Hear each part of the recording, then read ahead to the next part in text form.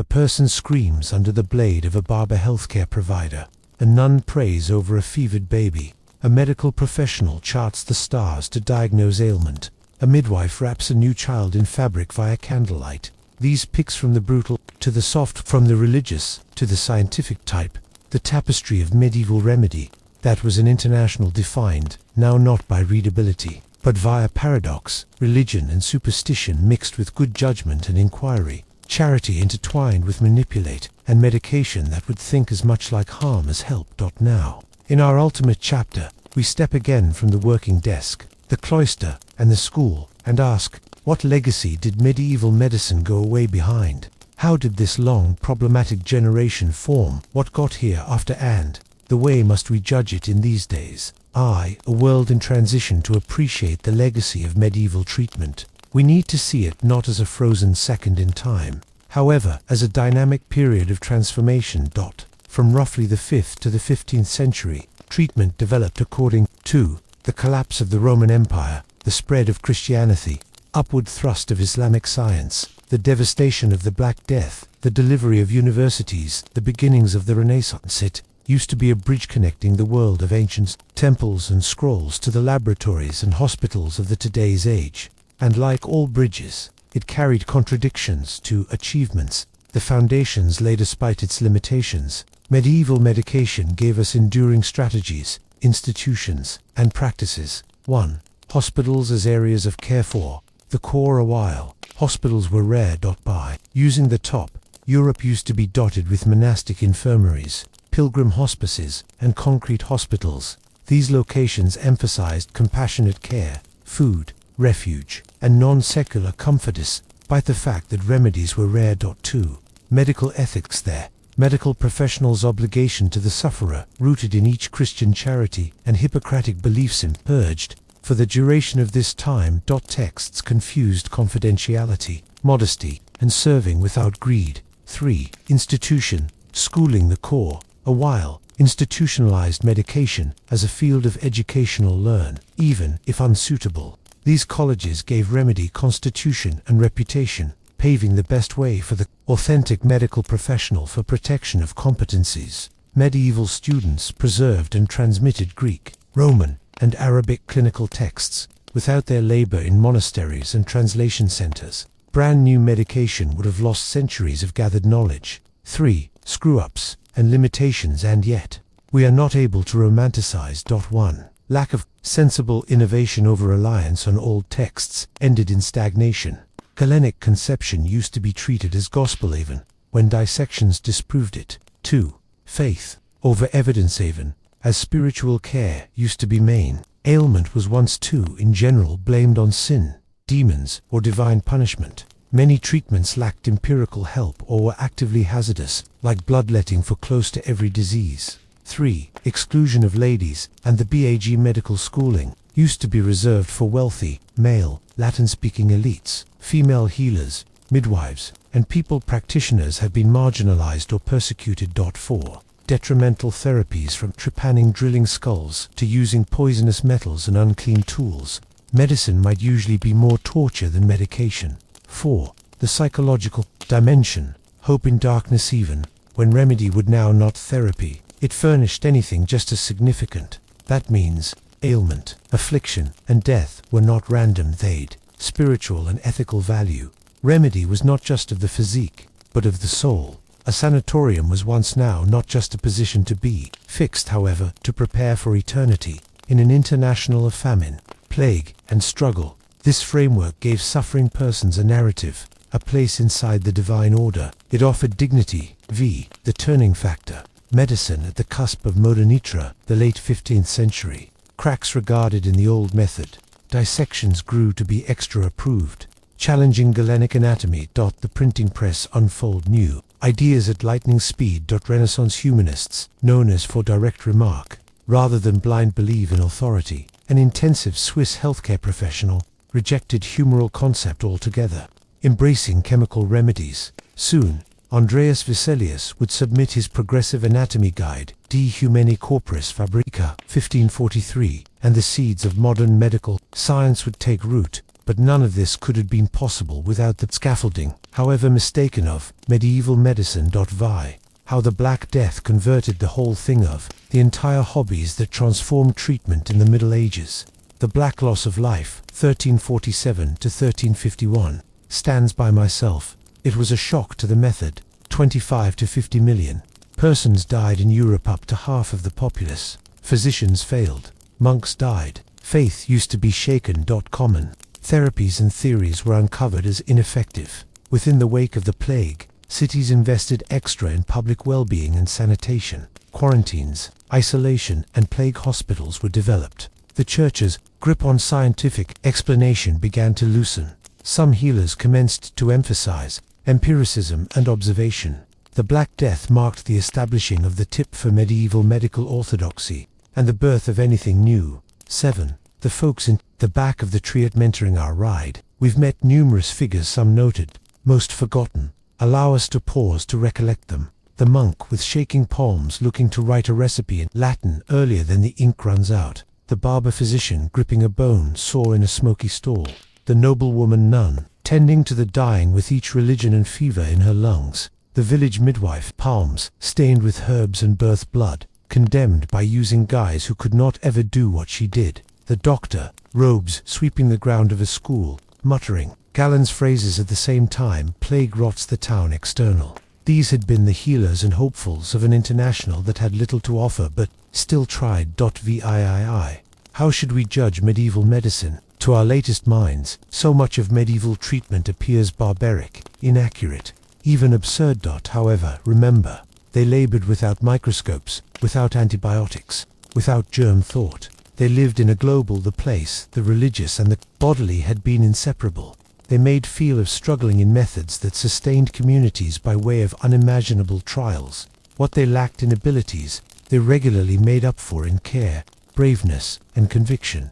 Judging them harshly by way of the lens of today's science misses the factor. They were doing their best with what they had, and laying stepping stones for individuals who got here after IX classes for the cutting-edge world. Surprisingly, the Middle Ages still echo at present. In pandemics, we nonetheless see fear, blame, and the power of misinformation. In healthcare debates, we still battle with entry, privilege, and the balance between science and compassion. In international remedy, normal and herbal practices remain imperative for millions, most commonly brushed aside by institutions. And in every nurse's fingers, every midwife's calm, and every general practitioner's vow, we carry fragments of their legacy. The center a while remind us that remedy is under no circumstances simply science. It is also ritual, community, fear, faith, and hope. Final reflection. A human story. This isn't just the story of sickness and healing, it's the story of what it mannered to cure in darkness, with little to present.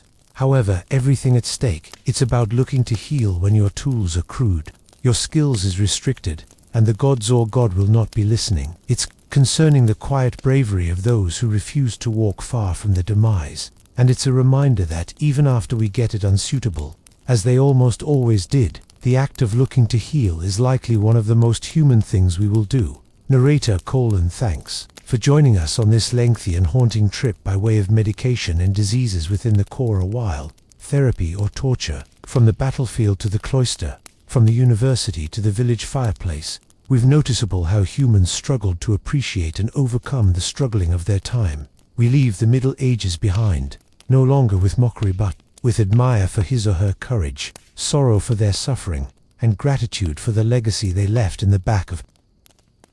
In the dimly lit stone chambers of a 13th century monastery, a flickering candle throws lengthy shadows on historic scrolls. The scent of dried herbs lingers within the air, mingling with the faint aroma of candle wax and damp stone. A monk, his face weathered by means of prayer and time, leans over a manuscript copied by using hand, its ink smudged and curling with age. He isn't only a person of God, he's additionally a medical professional, or so he's referred to as. This used to be medicine in the Middle Ages, unusual, tangled world. The place, faith, superstition, and fragments of ancient competencies converged to create something unlike whatever we would appreciate at present as healthcare. It was a global where the cause of a headache, possibly attributed to an imbalance of the humors, or a demon lurking in a single skull, where bleeding a patient used to be noticeable as both divine intervention and scientific cure. In this chapter, we ride into the roots of medieval treatment, a world suspended between cure and torture, between hope and horror, between earthly pain and divine punishment. Either basis, classical affect and the church to realize medieval medicine. We ought to first experience again even further to the works of ancient scholars such as Hippocrates, Galen, and Diet. These names had been whispered by way of the centuries like sacred incantations. Their theories on medicine fashioned the mental bedrock of medieval medication practices. Hippocrates, the so known as father of medication, had died 1,000 years before the primary Gothic cathedral rose in Europe, yet his recommendations lived on. Chief amongst them was once the speculation of the four humours: blood, phlegm, yellow, bile, and black bile. Wellness, it was believed, trusted a smooth stability of those bodily fluids. An excess of one might carry about illness or insanity. Galen, a Roman health practitioner from the 2nd century CE, built upon this groundwork, mixing Greek thought with Roman practicality. His large writings on anatomy, pathology, and pharmacology became canonical texts. Although lots of his assumptions were flawed, situated mostly on animal dissections as a substitute than human, his authority used to be, not often questioned. In the medieval period, yet this classical knowledge didn't arrive in Europe uninterrupted. After the autumn of the Western Roman Empire, so much advantage was misplaced or constrained to the monasteries of the Christian world. It used to be the Catholic Church that preserved, transmitted, and ultimately reshaped old medical teachings. However, the church used to be now not purely a vessel for talents, it used to be a filter. Cure, the church taught, came not most effective from medication, but from God. Disorder, in many cases, was once punishment for sin, a trial of faith, or an experiment of spiritual resilience. For this reason, prayer, confession, and penance have been as a rule prescribed alongside natural therapies or surgical approaches. 2. Medicine in the monasteries. For many centuries, the one formal hospital treatment available in Europe was once determined inside the hallowed walls of monasteries. Benedictine monks, following the rule of thumb of Saint Benedict, were influenced to take care of the sick. Many monasteries housed infirmaries, where in poor health, monks and even members of the nearby community could obtain care. These weren't hospitals within the modern-day feel, but sanctuaries of both treatment and prayer. The monks were scribes, copying scientific texts by means of hand, normally in Latin. They translated Arabic texts that preserved misplaced Greek skills. They tended to herb gardens, developing sage, yarrow, hyssop, and wormwood, believing in the treatment power of nature as bestowed with the aid of God. However, their understanding was once restrained. A monk would prescribe a heat bathtub infused with lavender for despair, but, in addition, suggest bloodletting and even the applying of a holy relic for non-secular cleansing. Ailment used to be bodily, but also moral, even cosmic. One tremendous example of monastic scientific practice comes from the Hildegard of Bingen, a 12th century abbess who wrote generally on medicine, herbs, and treatment. Her works combined average remark with divine visions, supplying remedies starting from poultices to prayers. To her, healing used to be an act of divine concordat, balancing of the human soul with the natural world. 3. The humours and the physique. Medieval physique was once understood as a process of correspondences, connected, now not simplest with itself, however with the celebrities, the seasons, and the need of God. Important to this worldview used to be humoral concept. Each humour corresponded with distinctive qualities. Blood, scorching and wet, related to air and the spring, produced a sanguine positive character. Phlegm, bloodless and wet, related to water and wintry weather, produced a gradual, calm temperament. Yellow bile, hot and dry, associated with hearth and summer, created a choleric, irritable disposition. Black bile, bloodless and dry, associated with earth and autumn, gave upward push to depression. Diagnosis often involved, now not checks or microscopes, but commentary of the patient's epidermis, urine, stool, and demeanor. A doctor would declare that a man or woman's yellow bile was too abundant in the event that they had been angry or had a fever. Remedy adopted, consequently, purging, vomiting, or the infamous bleeding. Leeches, lancets, and even cupping glasses had been used to get rid of the excess humours from the physique. Painful, unsafe, and typically lethal. Such therapies were viewed now not best perfect but fundamental. But this wasn't visible as cruelty. It was once seen as balance of restoring a disturbed cosmic order inside the body. For superstition, astrology, and divine wrath, if medieval treatment was once an unusual blend of science and prayer, it was once also deeply steeped in superstition.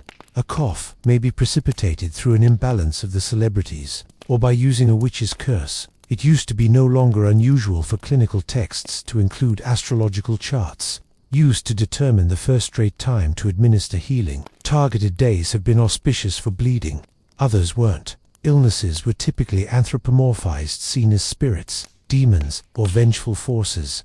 One would raise an amulet to ward off health problem. An extra would tie a piece of parchment, inscribed with a psalm, around their neck. Magic and medicine danced collectively in uneasy harmony, and normally, within the historical past, used to be the worry of God's punishment. Plagues, leprosy, madness, these were most likely noticeable as indicators of divine displeasure. Physicians and priests alike urged repentance, fasting, and almsgiving, not only for the sake of the soul, but for the well-being of the body. The ladies' healers and folk treatments outside the colleges and monasteries, a parallel way of life of people therapy, thrived. It was here that females, excluded from formal scientific schooling, played a crucial position. Midwives, herbalists, and wise ladies cared for their communities, utilizing inherited knowledge. They passed down treatments made from foxglove, willow bark, or nettles. They knew methods to set bones, ease childbirth, and soothe fevers. A few of these ladies were respected, others had been feared. In the course of instances of predicament or hysteria, many were accused of witchcraft. Certainly, when their treatment succeeded, the place male physicians had failed. The anxiety between authentic and unofficial medication used to be palpable. One provided divine sanction, the opposite, normally better results. Vi. Arab influence and scientific faculties be using the 11th and 12th centuries, contact with the Islamic world through exchange, conquest, and translations to transform European medication. Arabic students, such as Avicenna, Ibn Sina, and Al-Razi Rhazes, had preserved and elevated upon Greek medical abilities, establishing extra-evolved theories of contagion, anatomy, and pharmacology. Their works had been translated into Latin and circulated widely. One of the vital influential texts was Avicenna's Canon of Treatment, which became a cornerstone of scientific schooling in Europe for hundreds of years. For this reason, clinical schools started out to emerge most, particularly in Salerno, Montpellier, and Bologna. These associations formalized the education of physicians, albeit nonetheless closely reliant on old texts and theoretical capabilities. Dissection remained infrequent and controversial. Right here, remedy began its long ride toward something more recognizably brand new. However, nonetheless, for each general practitioner proficient in institution, a dozen barbers, monks, and charlatans endured to ply their exchange. An international on the edge. The medieval world used to be considered one of steady vulnerability. Health problems struck without warning. Childbirth could be deadly. An infected wound would mean demise in days. And the quality plagues, especially the Black Demise, would soon reshape treatment perpetually. But that is for a different chapter. For now, we leave this world, the place, the sacred and the profane, the discovered and the illiterate, the healer and the torturer, all met at the bedside of the unwell. Remedy within the core, a long time, was once not just a science. It used to be a reflect of its time, its fears, its hopes, and its determined seek for meaning within the face of suffering. Imagine a summer season morning in 1348. The sun rises over a quiet English village. Carts roll over dusty roads. Children play beside a flow. But through nightfall, the laughter fades. A strange cough echoes via the streets. A girl collapses. Whilst baking bread, a boy's armpit swells to the scale of an egg, black and tender to the touch. Within days, the streets are full of the stench of demise. This is the establishing of the Black Demise, probably the most devastating pandemic in recorded history. It would now not simplest kill over 1/3 of Europe's population. It will also shake the very foundations of medieval remedy, expose the boundaries of faith-headquartered remedy and delivery in age of suspicion, desperation, and regularly cruelty. In this chapter, we witnessed the crumple of medieval treatment underneath the load of the plague, the terrifying experience of communities beneath siege, and the, as a rule, gruesome and ineffective methods persons tried to outlive what they would now not appreciate. Arrival of the apocalypse, the Black Demise didn't come as a whisper, it came like a scream, originating in valuable Asia. The ailment probably traveled westward alongside alternate routes, finally arriving in Europe via port cities like Messina, Genoa, and Marseille. With the aid of 1347, it used to be spreading like wildfire. Contemporaries had no notion what caused it. In these days, we understand it used to be probably Yersinia pestis, a bacterium carried by means of fleas on rats, which traveled in service provider ships and caravans. But to medieval men and women, it was a thriller wrapped in terror. Some believed it got here from the stars' astrological alignments long past awry. Others claimed it was miasman, healthy air released from the bottom or the sea. Many believed it was once divine punishment for the sins of mankind. Whatever the clarification, the symptoms were unmistakable. High fever and chills, painful swelling of the lymph nodes, the infamous buboes, vomiting of blood-blackened skin from interior bleeding, fast demise. In general, inside 2 to 3 days, the sheer speed of infection overwhelmed. Communities, entire households died in days. Cities lost as much as 60% of their population. Fields went untilled. Orphans wandered the streets. Church buildings overflowed with corpses. This was more than disorder. It was once the undoing of a global order. 2. Physicians in panic. How did medieval medical professionals reply to such a catastrophe? The reply, tragically, is now not good. Medieval remedy, built on humoral concept and faith, had no tools to understand or treat the plague. Physicians grew to become to the writings of Galen, Hippocrates, and Avicenna, but none furnished something priceless for this kind of disaster. Worse, some of their recommendation actively expanded contagion. Medical professionals wore long robes and chicken-like masks, stuffed with herbs to preserve them from unhealthy air. They bled patients, they burned aromatic woods, they prescribed plague water, vinegar soaks, and urine. Some instructed heading off baths, which they claimed opened the pores to infection. Others advocated flagellation, whipping oneself to atone for humanity's sin. Many medical professionals without problems fled, forsaking patients and cities thoroughly. In Florence, Petrarch described the crumple of belief in scientific authority. The quantity of physicians is first class, their information vain, their treatments fatal. Through 1350, the clinical career stood discredited and disgraced.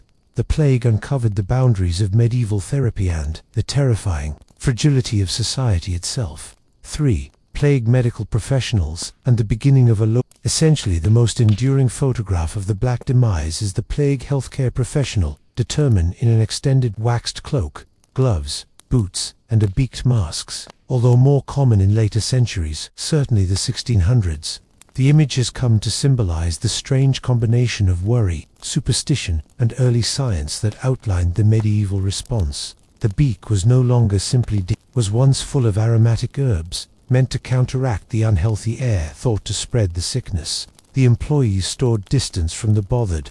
The outfit can have furnished some defense. However, in most cases, it was once a fancy dress of helplessness. Many of those doctors weren't even educated. Some were hired by cities as lasmetel caretakers. Others have been opportunists or quacks. Regardless, they grew to be ghost-like figures, moving by way of streets where even monks feared to tread. 4. Public wellness and masses. To the pandemic, some cities tried early types of public well-being. Venice, for example, implemented quarantine, isolating ships and travelers for 40 days. A convention that gave us the word quarantine itself, from the Italian quaranta, Giorni, closing parenthesis.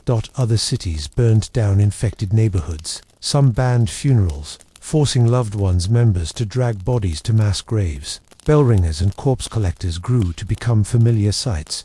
In places like Avignon, pits had been dug via the hundreds and hundreds, and lime used to be poured over the useless to minimize the smell. Yet as worry spread turbo than the sickness, so did hysteria and scapegoating. Scapegoats and pogroms. In occasions of terror, societies frequently seek someone guilty. For the period of the Black Loss of life, this blame most likely fell on Jews, who had been accused of poisoning wells or conjuring the disease through devilry.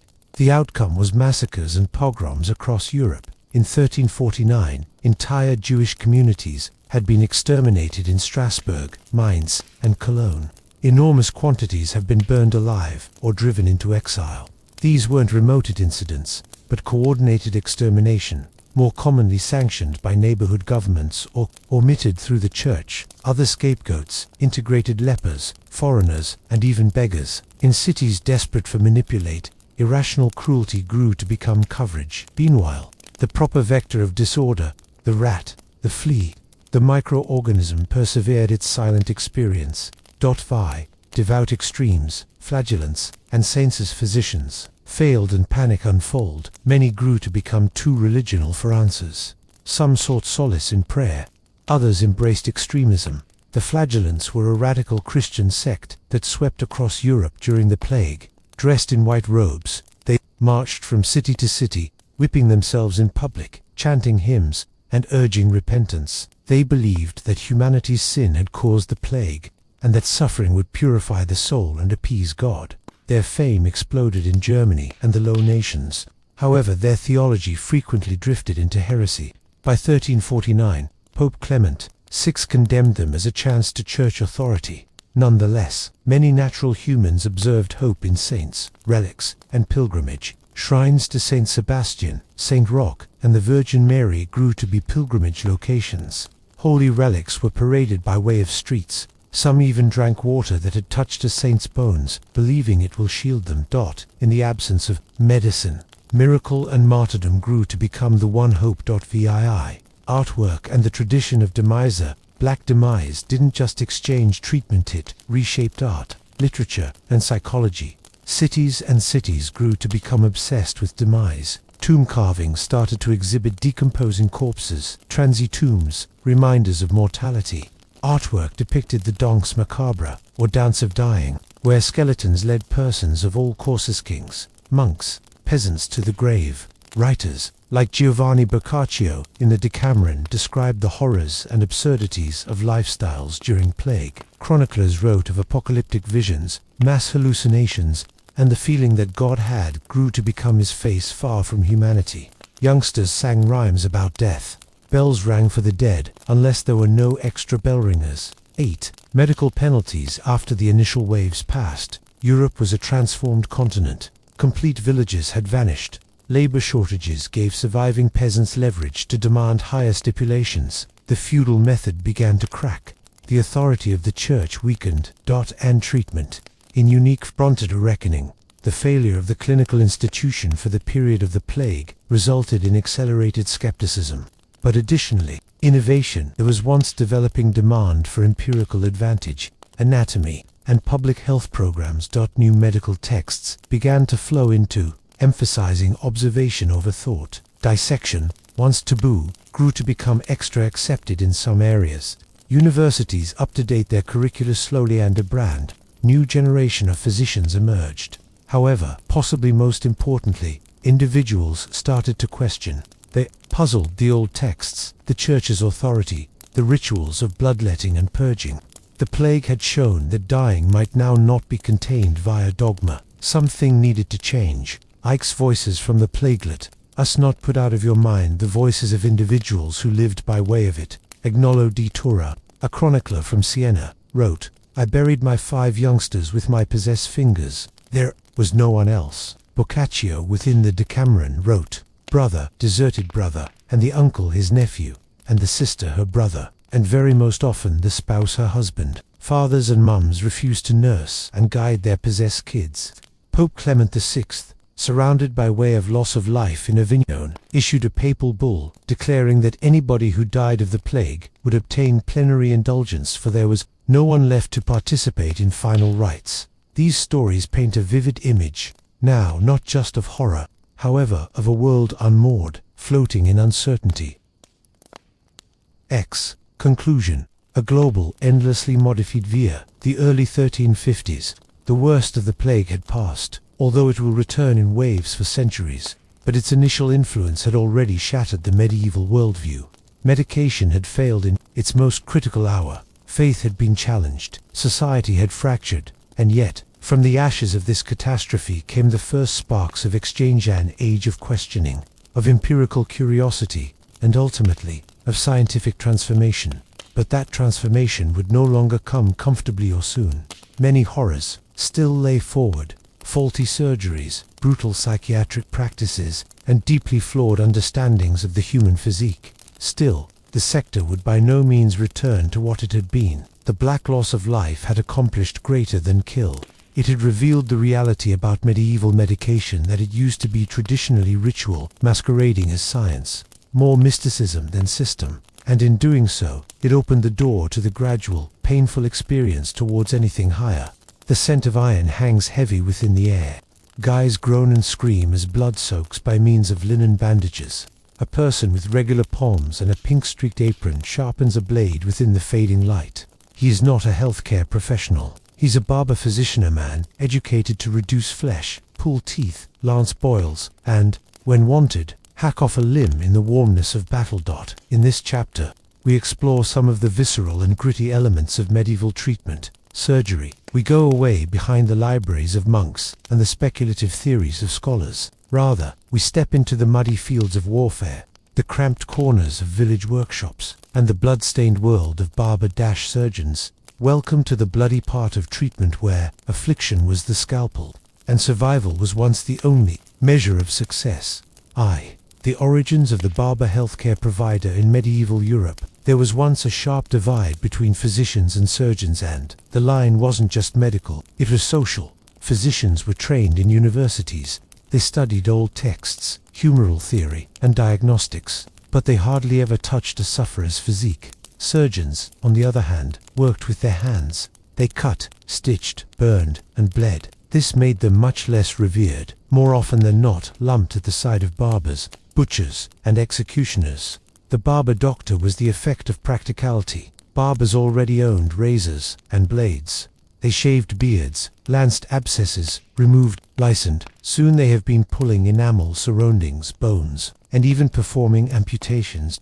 In cities across Europe, barber surgeons grew to be foremost figures, especially among the many bad, and in rural areas, the place tuition-trained physicians were rare or non-existent. They learned by means of apprenticeship. Now, not conception. Their ways have been hard, their tools unsterilized, and their success rates grim. But they had been Parmesan, and they got results, at least via the requirements of the time. 2. Surgical instruments and brutal procedures. The medieval surgical toolkit used to be a terrifying collection of hooks, saws, forceps, scalpels, cauteries, and trepanation drills. Many were adapted from tools used by blacksmiths or butchers. One of the most fashioned approaches incorporated amputations, carried out without anesthesia.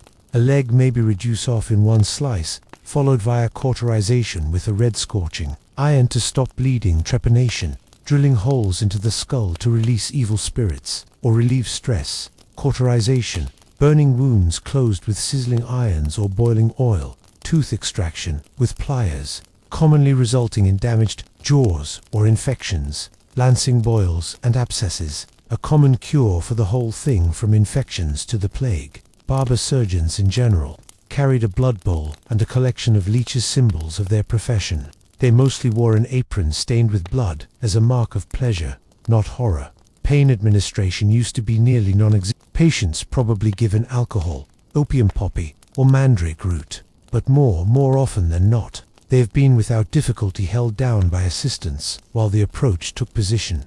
3. Bloodletting, a ritual of comfort. Probably the most inaccurate practices of barber surgeons was once blood, rooted in humoral concept. It was believed that doing away with blood would fix steadiness among the four humors. There were several methods: venesection, opening a vein with a lancet; leeching, applying our living leeches to the skin; cupping, making use of heated glass cups to draw blood to the surface; then incising the epidermis. Barber surgeons had been more commonly licensed especially for bloodletting, which became an almost ritualistic provider supplied normally to sufferers. The enduring barber polar pink and white striped image originated from this follow. The purple represented blood, the white represented bandages, and the pole itself echoed the employees.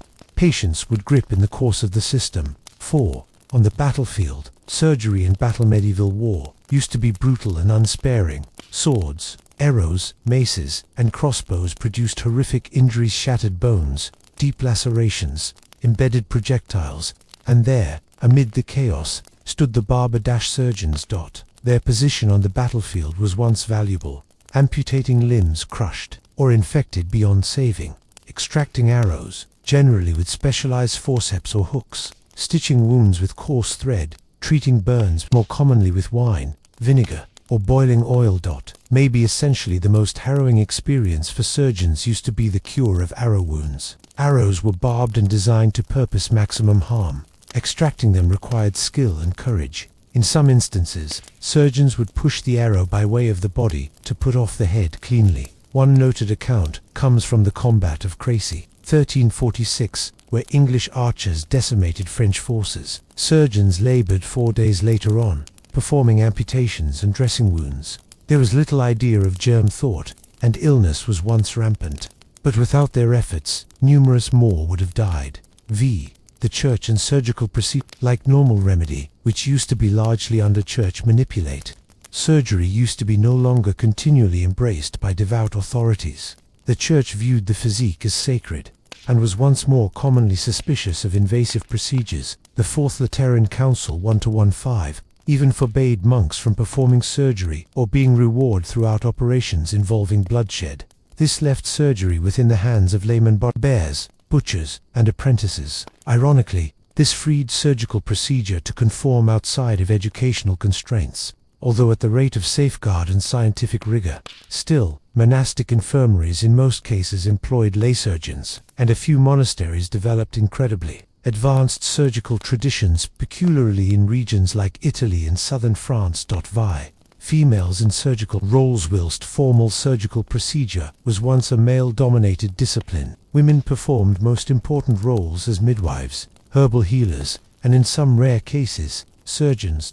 In many cities, clever ladies had been identified to set damaged bones, deal with wounds, and even participate in minor operations. They mainly mixed surgical work with herbal treatments. One such woman was once Jacoba Felici, a 14th-century Frenchwoman who used to be arrested for training medicine without a license despite having a repute for talent and compassion. Her story displays the developing tension between folk healers and licensed practitioners, primarily because the career grew to become more regulated. VII, coaching and guilds. Via the 13th and 14th centuries, barber surgeons began to arrange into guilds to shield their occupation and outline their role. In Paris, London, and Milan, guilds founded apprenticeship techniques, coaching younger guys in surgical procedures, anatomy, and hygiene. Although very rudimentary, guilds also fought to differentiate themselves from unlicensed barbers, who they noticed as inferior. Some cities created a hierarchy: physicians on the high, surgeons below them, barbers, extra downquacks, and charlatans on the backside. Guilds standardized instruments, uniforms, and techniques. Although exact necessities of care remained inconsistent, nonetheless, they laid the groundwork for reliable scientific follow within the centuries to come back. 8. Surgical case reviews. Let's look at just a few actual ancient instances that show the daring, brutality, and often brilliance of medieval surgery. The case of Prince Henry. In 1403, Prince Henry, later Henry V of England, was once struck within the face with an arrow on the combat of Shrewsbury. The arrow lodged deep into his cranium. A healthcare provider named John Bradmore created a distinct tool to extract the shaft without inflicting extra damage. Astonishingly, Henry survived. The soldier with gangrene. At the siege of Acre in 1291, a knight suffered a leg wound that became gangrenous. A barber general practitioner amputated the leg and cauterized it with boiling oil. The knight survived, although the approach was once agonizing. The boil that saved a existence. In an English monastery, a monk affected by a fever developed a giant boil. A barber surgeon lanced it, and the monk recovered. One of the most rare successes that cemented the healthcare provider's fame for decades. These cases, while anecdotal, show that even in the age before antibiotics, skilled palms and speedy choices would mean the change between lifestyles and death. Ajax, ethics, and fame. Surgeons walked a strange direction. Each feared and wanted, respected and ridiculed. They had been commonly blamed for deaths they would not prevent, or noticeable as butchers as a substitute, then healers. In some towns, they were viewed with the identical suspicion as executioners, yet others have been celebrated. The nice surgeons gained buyers, wealth, and honor. They had been invited to royal courts, consulted on public well-being, and recorded their methods in manuals and illustrations that helped unfold competencies. Ethical considerations had been minimal by means of today's requirements. Consent was once rarely mentioned. Anguish was once a fundamental evil. The goal was survival, not comfort. Legacy of the barber healthcare Metneth. The barber medical professional used to be most of the time mocked by institution medical professionals. He represented a bridge between idea and observe, between elite medicine and the common people. By using the 16th century, figures like Ambroise Père, a French barber healthcare provider, revolutionized battlefield care by means of forsaking boiling oil in want of gentler ointments. He additionally advocated for ligatures as an alternative, of cautery to discontinue bleeding, a practice that might end up a surgical general. Eventually, as anatomy evolved and medicine professionalized, the roles of barber and health practitioner split apart. However, their legacy lives on in the barber cutting-edge surgical practices. The emphasis on hands-on experience. The barber doctor may not have had antiseptic or anesthesia. However, he had courage, ingenuity, and a willingness to behave when others stood by. Narrator: as we leave the bloodied apron and smoky battlefield in the back of, we see surgical procedure not as a footnote to medication, but as one among its most defining, brutal, and enduring traditions. Within the next chapter, we turn our gaze to the world of insanity, how the Middle Ages understood the intellect, and the way folks that suffered from it had been dealt with exorcisms, chains, and repeatedly miracles. A girl screams in the nighttime, her cries echoing by way of the village streets. She claws at her own skin, speaks in tongues, and throws herself into the dust. A crowd gathers. Some whisper insanity, others murmur possession. A priest is summoned, no longer a healthcare provider. This isn't a rare scene in medieval Europe.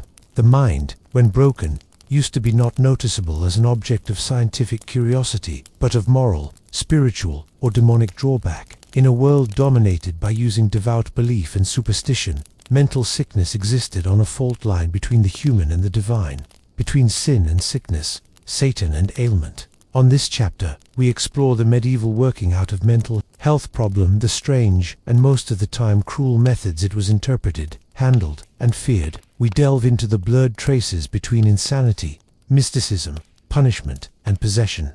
And we ask a haunting question. In looking to heal the intellect, did the center, a long-time handiest, deepen its suffering? The framework, sin, demons, and the humors to understand medieval mental health. We have got to first comprehend its conceptual roots.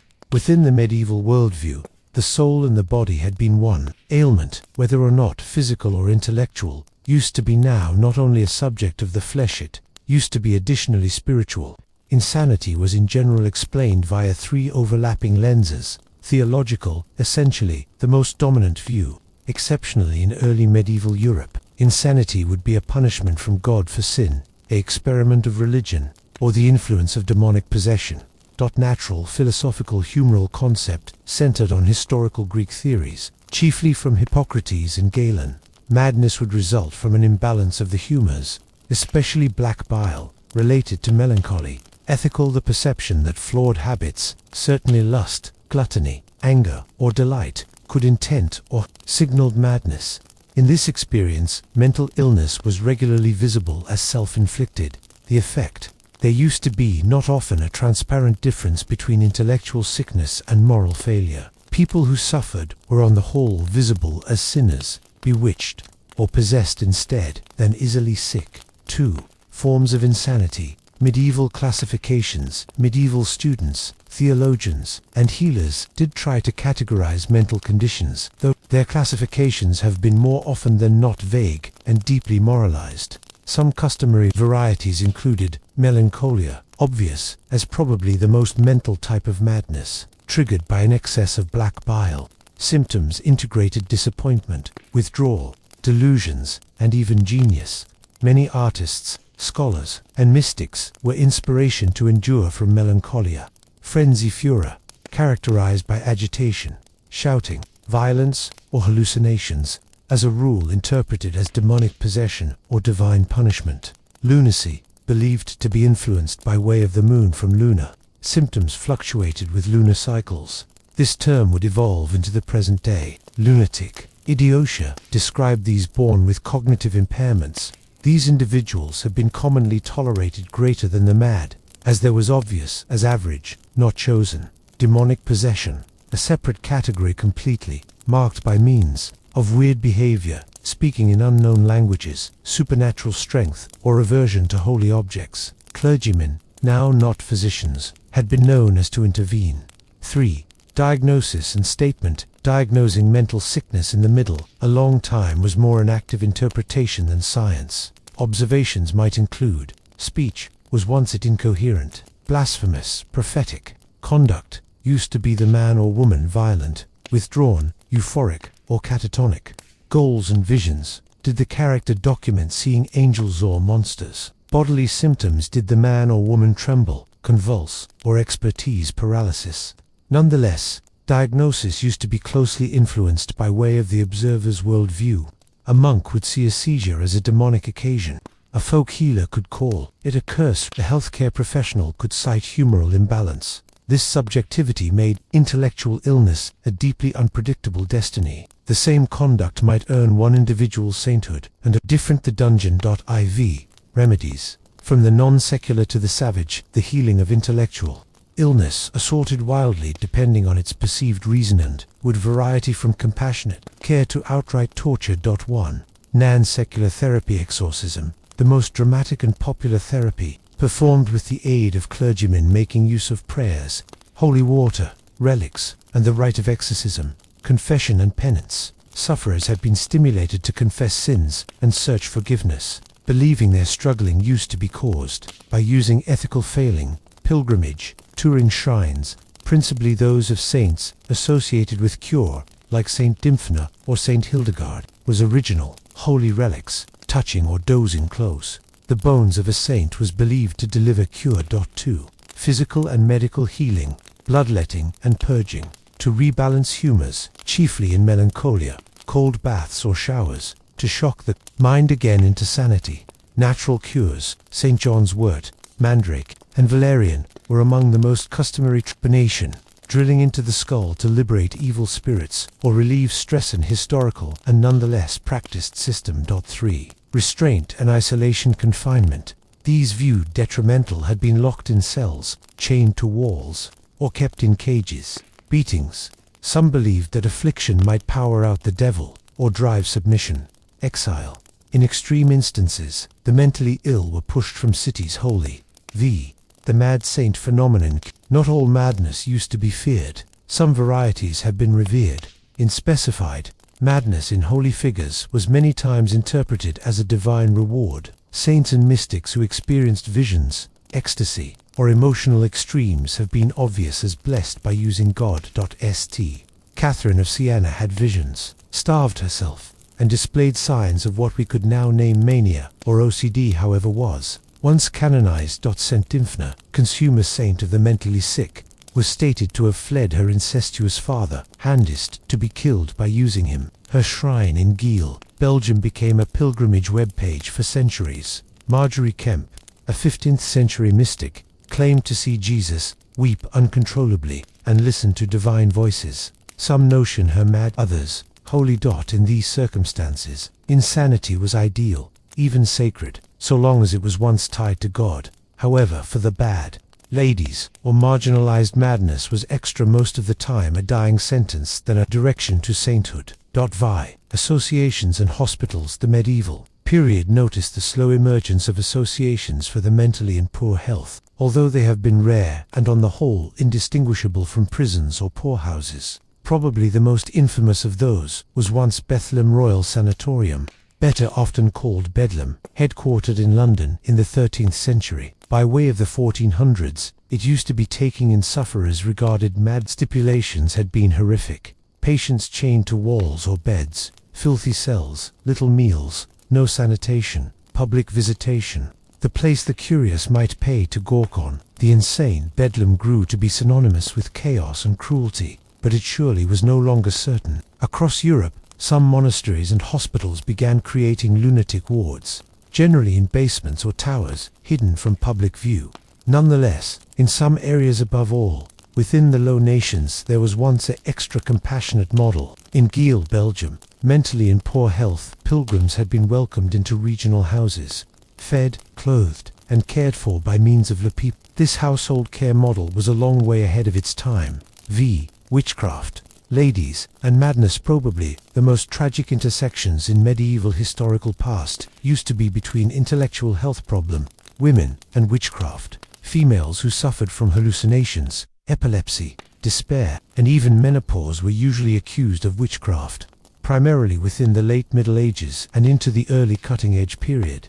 Books like the Malleus Maleficarum, The Hammer of Witches, released in 1487, taught that ladies had been extra inclined to demonic have an effect on as a result of their weaker nature. Signs of what we would now recognize as schizophrenia, bipolar disease, Tourette's, PTSD, might with ease be construed as witchcraft, maimed to torture, execution, or lifelong imprisonment. The overlap between madness, gender, and persecution is without doubt one of the darkest legacies of medieval Medii.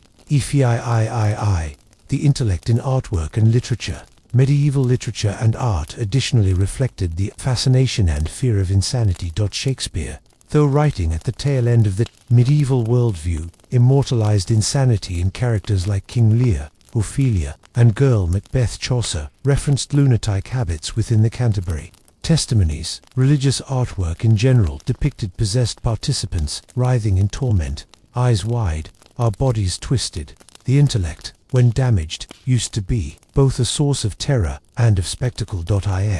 Substitute treatment, folk magic, and superstition in rural areas. Folks turned to cunning people, wise females, and people rituals to treat insanity. Charms had been worn to beat back madness. Herbal brews were given to calm the intellect. Some believed that sound asleep with an iron knife below the pillow might banish unhealthy dreams or spirits. Others rubbed the heads of the stricken with ashes, mud, and even animal fats to draw out evil. These practices differed greatly, and more often than not blended Christianity with pagan notion, reflecting the range of the medieval experience.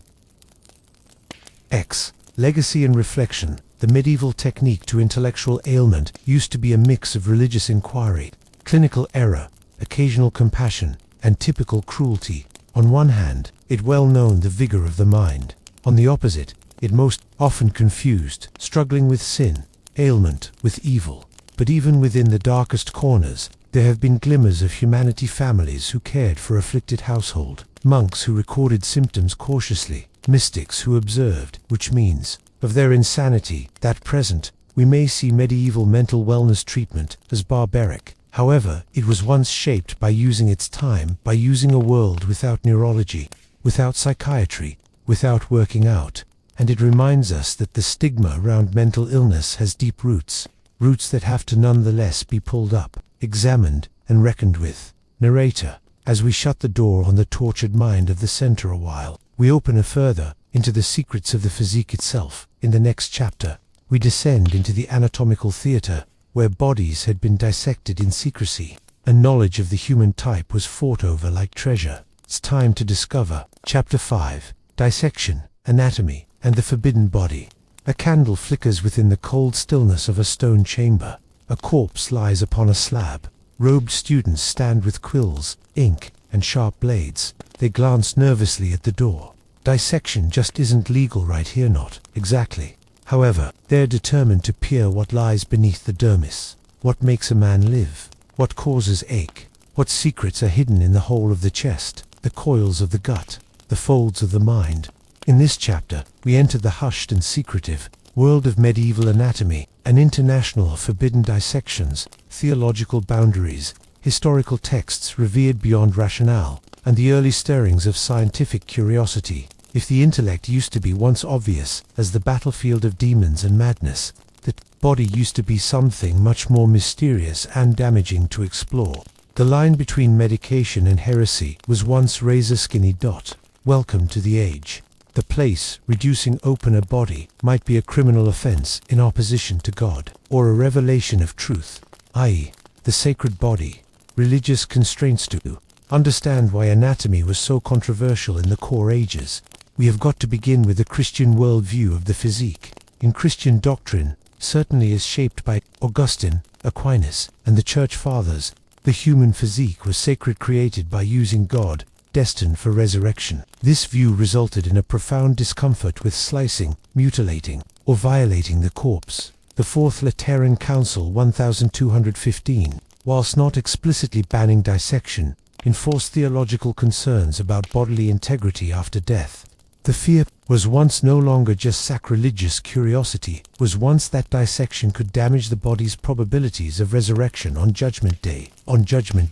In effect, cadaver dissection became taboo, peculiarly in the Latin West. Monasteries, which had emerged as centers of clinical learning, shied far away from anatomical trained past superficial descriptions. But satirically, the desire to have an understanding of the physique's techniques, ailments, and mysteries not ever utterly disappeared. 2. The authority of the ancients instead of direct learn. Medieval medication usually relied on the texts of lengthy lifeless guys, chief among them Galen and Hippocrates. Galen of Pergamon, 2nd century AD, a Greek physician whose strategies dominated Western treatment for over 1,000 years, had centered much of his anatomical work on animal dissection, peculiarly apes and pigs. His descriptions of human anatomy have been therefore most often inaccurate, although specific and stylish. Medieval students authorized Galen's authority without query. His writings have been preserved, copied, and canonized by way of each Christian and Islamic medical traditions. To contradict Galen was to challenge the very foundation of medical schooling. Anatomy then grew to become an pastime in recitation.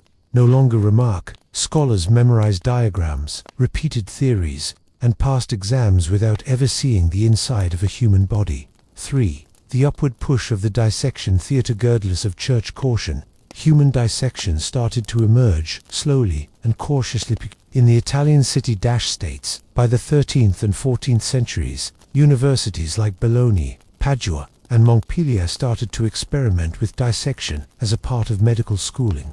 Probably the most first recorded authorized human dissections in Europe took position in Bologna in 1315, led by using the healthcare provider Mondino degli. His treatise, Anatomia, grew to become a foundational textual content in anatomical guide.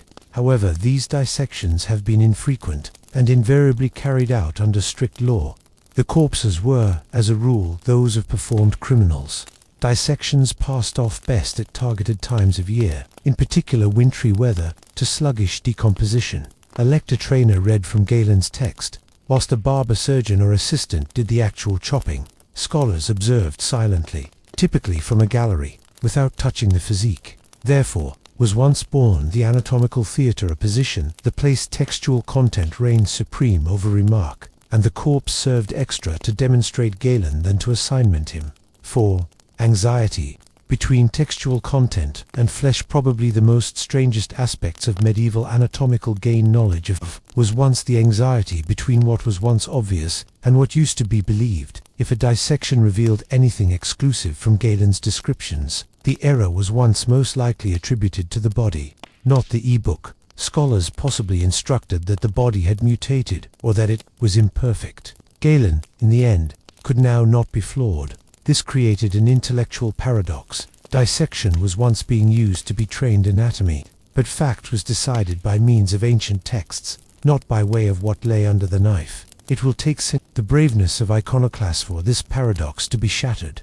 Anatomy in the Islamic world. While Europe struggled with dissection and orthodoxy, Islamic remedy during the medieval period developed a more sensible technique to the human physique. Physicians such as Avicenna ibn Sina, writer of the Canon of Medicine, a cornerstone of both Islamic and European clinical curricula. Al-Zarawi, Abulcasis, a general practitioner who documented tactics with illustrated tools. Ibn al-Nafis, who accurately described pulmonary circulation centuries earlier than it used to be approved in Europe. Though fashionable, human dissection was once nonetheless infrequent due to Islamic burial legal guidelines. The Islamic way of life emphasized scientific observation, empirical expertise, and medical experimentation more than its European counterpart. Many of those works had been translated into Latin in areas like Toledo, bringing new anatomical insights. Two European students, although not continually, immediately, AUTHORISED.VI. The Dissector's Toolkit. What did an anatomist honestly use in a medieval dissection? The instruments have been rudimentary, however powerful. Scalpels and knives, regularly quick and curved. Hooks and retractors to keep open. Flesh-dot saws for slicing bone or opening the skull. Pincers and tweezers for soft constructions. Sponges, cloths, and buckets to manipulate blood and fluid. There have been no gloves, no antiseptics, and little experience of hygiene. The odor was once quite often overwhelming, notably through the 1/3 day of a dissection. Renovation was primitive. Corpses might be salted, immersed in vinegar, or effectively dissected rapidly before rot set in. Body snatching and authorized dilemmasfer. The reason that legal corpses, those of performed criminals, have been infrequent.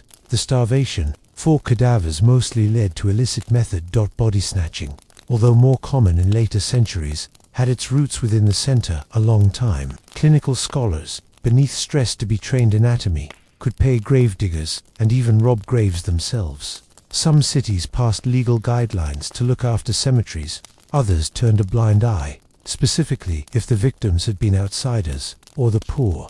Ethical debates raged. Was it extra immoral to desecrate a physique, or to allow lack of expertise that would motive future deaths? Did achieved criminals forfeit their right to a sacred burial? Could the wants of science outweigh the sanctity of the human form? These questions would proceed into the Renaissance and beyond, but they started in dim medieval dissection rooms. 8th, women and the anatomical physical bodies were a discipline of special mystery and mainly misinformation. Anatomical texts in general depicted ladies as inverted guys, echoing Aristotle's proposal that women were biologically inferior and less warm in temperament. The uterus, unspecified, used to be a source of unending hypothesis. Pregnancy and childbirth were the domain of midwives, who had useful but unofficial knowledge of female anatomy. They not often had entry to anatomical training, and their experience used to be, in most cases, dismissed by way of male physicians. Dissections of female bodies have been even rarer than male ones, reinforcing a cycle of lack of understanding and fable. Females' illnesses have been most of the time blamed on hysteria, wandering wombs, or ethical weak spot. IX, artwork and anatomy. Within the later medieval period, an exciting convergence emerged between artwork and anatomy. Artists like Duccio and later Leonardo da Vinci, whose work straddles the Renaissance, sought to depict the human form realistically, and this demanded anatomical talents. Some artists attended dissections in secret, others studied the useless informally. The influence used to be a growing visible literacy of the body, one that would make contributions to scientific illustration and help liberate anatomy from textual authority. Manuscripts started out to comprise anatomical diagrams, although on the whole, symbolic, displaying veins as trees, organs as zodiac symbols, or nerves as strings related to the brain. Nonetheless, these were the first steps towards state-of-the-art anatomical illustration. X. The turning factor toward empirical anatometro. The late middle while the walls around anatomy started to crack, dissections have been becoming extra accredited, peculiarly in Italy. Universities have been institutionalizing anatomical instruction. Physicians commenced to mission Galen's writings no longer out of disrespect, but from collected discrepancies. The groundwork was laid for the Renaissance. The explosion of anatomical science, led by figures like Andreas Vesalius, whose 1543 work De Humani Corporis Fabrica would in the end overturn Galenic anatomy, based on direct statement and dissection. However, this transformation did not come from nowhere. It grew from centuries of forbidden curiosity, bravery, and the quiet, grisly labor of medieval dissectors. 11. Reflection. A sacred transgression. Dissection in the middle, a long time used to be a profound contradiction, an act of violence in the pursuit of remedy, a sacrilege, yet a step toward truth, a transgression, but also a sacrifice to physique, of the lifeless, yielding its secrets and techniques to save the living. That it reminds us that development is probably born not in first-class discoveries, however, in small acts of uprising, those who dared to appear when others became away. Narrator. As we step again from the dissection desk, we supply with us no longer just anatomical advantage, but the cost paid to accumulate it. Within the next chapter, we flip to the medication arms of ladies, the herbalists, midwives, and folk healers who labored outside the gates of universities, but inside the hearts of their communities. Join us in Chapter 6, the medication ladies, midwives, herbalists, and witches. Within the hushed corners of medieval villages, far from the vaulted ceilings of universities and the blood-soaked arms of barber surgeons, another form of remedy was once quietly practiced. A girl mixes herbs over a warm fireplace. A newborn wails in the nighttime. A ill youngster is given a brew of chamomile and valerian. These are usually not miracles carried out by means of monks or diagnoses made in Latin. They are the old acts of folk treatment, practiced by means of ladies. For generations. In this chapter, we turn to the by and large of a past but vitally essential position of women in medieval medicine. From midwives to herbalists, from treatment mothers to accused witches, ladies were the first and last line of care for most humans, above all the terrible and the agricultural. However, their knowledge, born of experience and lifestyle, would finally convey them into clash with strong associations. They would be praised as healers and condemned as heretics. Some would save lives, others would die on the stake. This is the story of the therapy ladies of the core, a wilder story of care, conflict, and courage. Remedy beyond the partitions of power wills.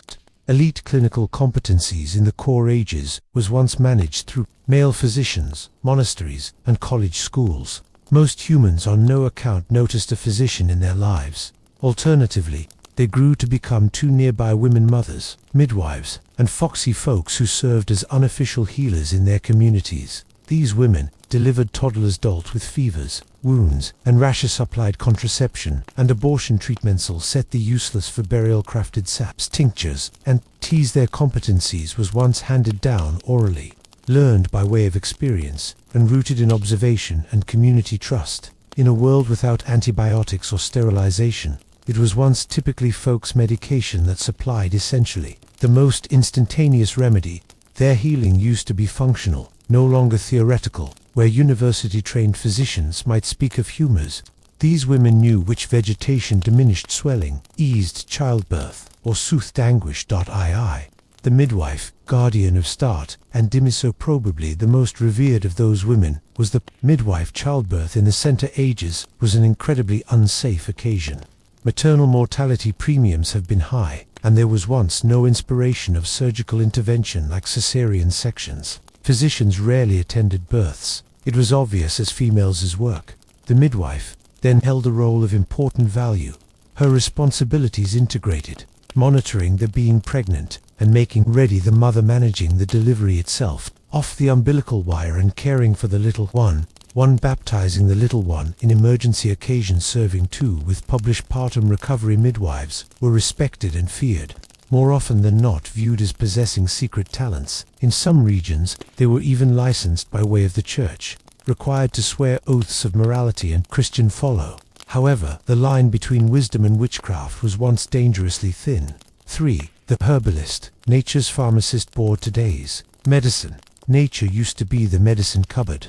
The medieval herbalist, probably a woman, possessed intimate competencies of roots like mandrake, or valerian leaves like sage, mint, or comfrey barks and berries, resins, flowers, and seed. Was once not random. It was once a method of remark, founded on centuries of trial and blunder. Some treatments labored, some did not. Some, like willow bark, a precursor to aspirin, truly relieved anguish. Others were placebo at excellent or poisonous at worst. Herbalists handled wounds and infections, toothaches and complications, colds and belly cramps, nervousness and sleeplessness issues. Most likely, they have been also spiritual counselors, combining Christian belief with pagan way of life, utilizing charms, prayers, or rituals alongside herbs. IV. Potential in the shadows, regardless of their capabilities. Healing women operated in a gray area, neither wholly permitted by means of the church, nor embraced through the emerging male scientific establishment. They'd no levels, no reliable titles. Their work was once rarely written down. Still, there were exceptions. In infrequent cases, women wrote or were written about in clinical texts. Trotula of Salerno, a 12th century healthcare professional, wrote about women's wellness and gynecology. Her texts have been broadly read in Europe. Hildegard of Bingen, a German abbess and mystic, authored Physica and Casi et Curae, which blended herbal remedy with religious insight. But these were elite ladies in monastic settings. Most medication women remained nameless, their names misplaced but their practices preserved by way of memory. The turning tide from healer to heretic by means of the 14th and 15th centuries. The fame of healing ladies began to alter, no longer for the better, as medication grew to become increasingly institutionalized and male-dominated, and as the church cracked down on heterodoxy. Female healers located themselves beneath suspicion. The witch hunts that spread throughout Europe in the late core, a while and early Stativiard interval weren't just about superstition, they were also about control. Many accused witches have been midwives, bulistans, ladies' elder caregivers they had been blamed for, failed birth, scrop failure, senected health problem, or death curses and misfortune texts, just like the Malleus Maleficarum chiefly warned against midwives, claiming they labored with the Satan to damage babies and sabotage Christian households. The punishment was most likely torture, public execution, or burning at the stake. Thousands of female slots, of them healers, had been killed within the name of non-secular and social order. The folk way of life. Medication in the village regardless of persecution. The folk way of life of cure persisted in the nation-state. Villagers, nonetheless, turned to granny, ladies, sensible mothers, and cunning folks when physicians were too far, too high-priced, or too disconnected. People cure was once traditionally deeply blending Christian prayers with pre-Christian charms, astrology with herbal treatment, dream interpretation, omens, and seasonal rituals. For example, a woman could rub garlic and rosemary on a fevered baby's chest, then pray to Saint Apollonia for medication, a poultice for a wound perhaps all set below a full moon, blessed with the signal of the cross. A remedy for infertility would contain both herbs and an S applying at a holy well. In lots of ways, folks' medicine was once neighborhood headquartered, relational, and adaptive. It didn't claim walk in the park but provided care. 7. Healing and gender. Manager the physique. The persecution of females healers was now not best about treatment. It was additionally about gender and manage. Women's entry to capabilities, particularly advantage of the body, replica, and dying threatened both male scientific authority and church doctrine. By means of the 15th century, male physicians had been entering childbirth via obstetrics, trying to exchange midwives. Universities and guilds excluded females. Close to fully, curabilities was being reframed as male, elite, and scientific. Ladies' knowledge was referred to as superstition. The effect was a scientific erasure of female clinical lifestyle, one that might take centuries to recuperate from AIDS resistance and survival. But remedy women were not passive victims. They resisted in small, strong methods, passing down competencies from mother to daughter, by and large in secret, serving communities that persisted to believe them, even throughout witch hunts. Mixing their practices with Christian rites to avoid suspicion, hiding herbs, tools, and texts in the course of occasions of repression. In some areas, certainly within the Balkans, Scandinavia, and the Celtic fringe, female people healers remained active into the 19th century. Their resilience formed the way forward for herbal medication, midwifery, and holistic care, despite the fact that their names stay unrecorded. Ike's legacy and rediscovery. In recent decades, historians and herbalists have begun to rediscover the healing ladies of the center. A long time, through the betrayed of manuscripts and trial files, folk songs, spells, and diarrhea-notanic traditions, all histories. We are reconstructing the titanic, difficult network of feminine medical potential that once spanned Europe. We are learning that many remedies were mighty women had their own programs of prognosiscio, was once both a tradition and a philosophy, rooted in group, ritual, and relationship. Their legacy lives on in contemporary herbalism, nursing, and midwifery, as well as in feminist scholarship and grassroots well-being movements. Reflection. The hidden healers, the women who healed in the shadows of the middle a while, were not saints or scientists. They were not searching for glory or revolution. They were mums, widows, spinsters, and matriarchs, ordinary females who tended the unwell, comforted the loss of life, and ushered new existence into the sector. Their work used to be each sacred. and sensible, both nurturing and strong. And although many have been silenced, their roots stay in our gardens, our rituals, and our stories. Narrator: in the next chapter, we transfer from the tender touch of the midwife to the terrifying grip of the plague, sickness on a scale the sector had by no means obvious, bringing Europe to its knees and medicine to the threshold of despair. Put together for Chapter 7, The Black Loss of Life, Medication Meets Catastrophe. It began in silence: a cough, a swelling in the groin, fever, fatigue. Then the skin became black, the breath grew to become foul, and within days, the victim collapsed lifeless. The physique was buried swiftly, generally without rites. The neighbors had already fled. This was the Black Dying, probably the most devastating pandemic in human historical past. Between 1347 and 1351, the bubonic plague swept throughout Europe, killing an estimated 25 to 50 million humans, as much as half of the population. Cities emptied, fields went untilled, whole villages vanished, and in the wake of demise, remedy used to be completely overwhelmed. This chapter tells the harrowing story of how the Black Dying uncovered the bounds of medieval scientific figuring out, how medical professionals, priests, and peasants alike struggled to realize and reply to a catastrophe that seemed like the wrath of God himself. We'll discover the factors, the symptoms, the responses, and the penalties, both medical and cultural, of a plague that changed Europe eternally. A silent arrival. Origins of the plague. The Black Loss of Life didn't originate in Europe. Latest study has traced its roots to important Asia, the place the bacterium Yersinia pestis lived within the fleas of wild rodents, mainly marmots. Through a problematic chain of alternate routes, together with the noted silk avenue sickness, made its method westward. In 1346, the plague regarded in Kaffa, a Genoese buying and selling port in Crimea, Mongol armies, allegedly catapulting infected corpses over city partitions, helped unfold the sickness. From there, it reached Sicily in 1347, aboard merchant ships and fold to Marseille and Genoa, then Florence, Paris, London, and Oslo by way of 1351. It had ravaged practically all of Europe. Its speed used to be extraordinary. In some areas, the plague moved rapid. The news would journey. II. Signs of the Apocalypse. Deaths described the plague's terrifying symptoms in vivid, traditionally poetic terms. There were three foremost types of plague.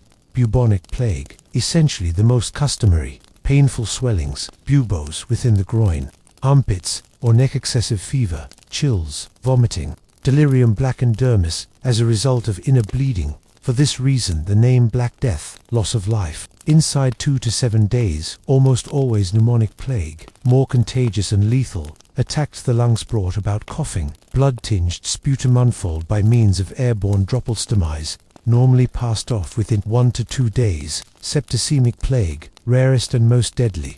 Contamination of the bloodstream triggered rapid shock. Bleeding under the skin, organ failure. Death could arise in not up to 24 hours. Mortality premiums ranged from 30% to over 90%, depending on the shape and access to care. 3. The response. Confusion and chaos. Medieval Europe used to be totally unprepared for a plague of this scale. Doctors and theories, most physicians, relied on the teachings of Galen and Hippocrates, which were inadequate in the face of this new sickness. Common explanations included miasma, unhealthy air triggered by using rotting subject or planetary alignments, corrupted humors, imbalances within the body's fluids, astrological conjunctions. The alignment of Saturn, Jupiter, and Mars in 1345 was once blamed divine punishment, a response to sin and moral decappositions prescribed bloodletting, purging, and lancing buboshable fumigants to purify air potions fabricated from unicorn horn or crushed emeralds. Restrictions, including abstaining from meat and rich foods carrying aromatic herbs, similar to rosemary or posies, to ward off the stench. All these remedies had been useless, and in some instances, made matters worse. Religious interpretations. To many, the plague was once nothing less than God's punishment. This resulted in a wave of non-secular responses: mass pilgrimages, processions, and public prayers. Flagellants, businesses of guys who whipped themselves via towns, seeking absolution. Sermons blaming Jews, prostitutes, heretics, or corrupt clergy. preaching, proclaiming the top of day churches were filled with mourners, except the clergy began dying.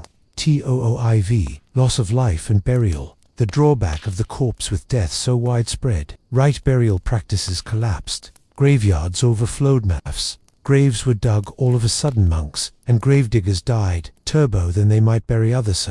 Bodies were left in houses, streets, and fields. Some communities employed dying carts, ringing bells to gather the lifeless. Children were typically buried with strangers, families torn apart. The breakdown of burial rites induced religious panic.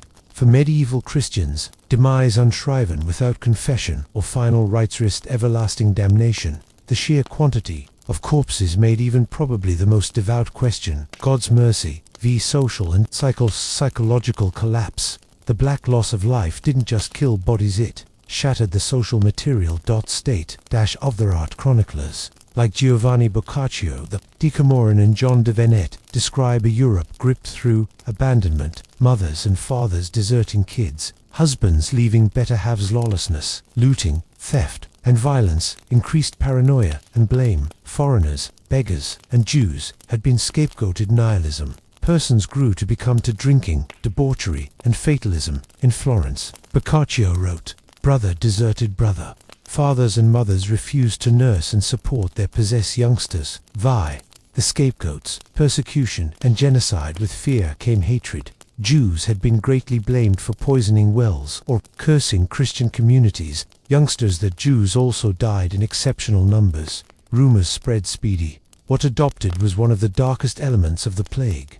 Pogroms throughout Germany, France, and Switzerland. Compelled Jewish communities burned alive or exiled. In Strasbourg, 1349, virtually 2,000 Jews had been burned on a single day. Jews fled eastward into Poland and Lithuania. Atrocities were most commonly supported or tolerated by using local authorities and even clergy. The black loss of life gave license to centuries of anti-Semitic violence, linking sickness with devout and ethnic hate. VII. The aftermath, scientific shifts and strange remedies after the preliminary wave subsided. Europe was once forever converted. Dan, so used to be treatmenta. Loss of life of simple task. The plague shattered faith in usual medicine. Many medical professionals had fled or died. Those who remained were seen as helpless. This predicament of confidence resulted in bigger experimentation, a slow decline in reliance on historical authorities, a want for empirical observation and nearby remedies, quarantine and public health. For the first time, governments started out to reply collectively. Venice headquartered the primary quarantine approach, 40 giorni, to 40 days. In 1377, ships had been held at port. Travelers remoted. Plague hospitals, lazarettos, have been created. External cities' public health boards emerged to monitor infection. This marked the opening of geared-up public well-being policy in Europe. VIII. Cultural impact. Artwork, literature, and philosophy. The black loss of life left deep scars on the medieval psyche. Artwork became obsessed with loss of life. Memento mori, Donks Macbara, and photos of decay reminded viewers of existence's fragility. Literature became dark. Boccaccio's, Decameron, and Chaucer's Canterbury stories each emerged in plague's aftermath. Philosophy shifted, paving the way for Renaissance humanism. As individuals puzzled authority and turned inward, religious notion also evolved. Some turned to mysticism and personal devotion. Others grew cynical toward the church, which did not preserve them. The stage was set for reformation and rebellion. Lengthy time period. Results on medication. The plague didn't end in 1351. It again in waves during the next 300 years. However, every return introduced new traits. Scientific licensing became extra-regulated. Universities adjusted curricula. Anatomy and Statement 1. Ground. Public well-being associations grew in vigor. Doctors started to file and monitor disease. Looking ahead to epidemiology, a grim twist. The plague accelerated the modernization of medication through highlighting its failures. Reflection. Dying as a trainer. The Black Death used to be a scientific catastrophe, a spiritual hindrance, and a social revolution. It published that even the pleasant medieval physicians had been powerless within the face of a true pandemic. Their instruments, leech prayer, doctrine would not stem the tide of demise, and yet the plague taught classes that public well-being mattered, that sickness used to be no longer only a punishment. but a phenomenon to be studied. That worry might lead to each cruelty and growth. It was the darkest chapter in medieval medicine, but from it emerged the seeds of something new. Narrator: within the next chapter, will move from epidemic to battlefield, from plague carts to surgery tables. What occurred when a knight fell wounded on the field of conflict? How had been arrows, extracted bones, set, and limbs amputated in the chaos of medieval conflict? Become a member of us for Chapter 8, Blood and Iron, Surgical Procedure, Struggle, and Battlefield Medication. A horn sounds within the distance. The battlefield is soaking wet in mud and blood. Arrows darken the sky, swords clash, and armored men fall.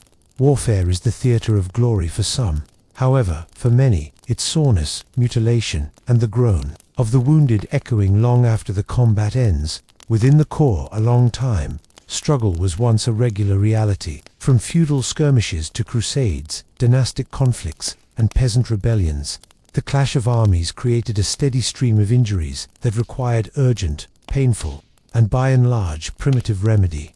This chapter takes us deep into the gritty, brutal world of medieval surgical procedure and battlefield remedy. From arrow extractions and limb amputations to the palms of barber surgeons, we discover what occurred after the sword struck and the blood began to glide. Was medieval surgical procedure sheer butchery or a type of courageous craftsmanship underneath inconceivable stipulations? Let's enter the tents, the trenches, and the makeshift infirmaries of medieval battle.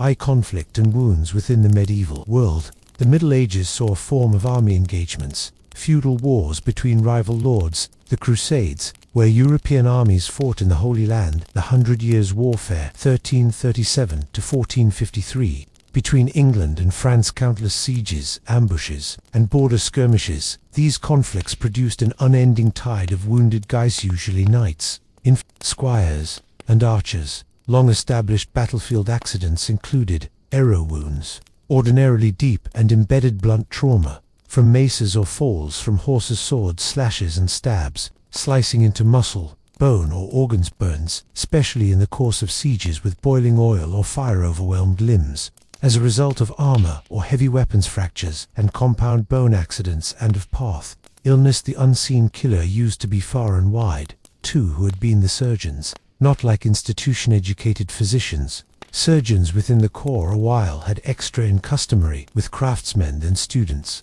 Most surgical care was supplied by means of barber surgeons who cut hair and removed limbs. Army medics, generally semi-informed assistants or monks, monastic infirmarians, who dealt with both soldiers and civilians, guys and neighborhood bonesetters, who labored through lifestyle. Surgeons had been most of the time loafers, seen as handbook workers alternatively than intellectuals, while physicians quoted Galen. Surgeons cut flesh, and that was once considered crude.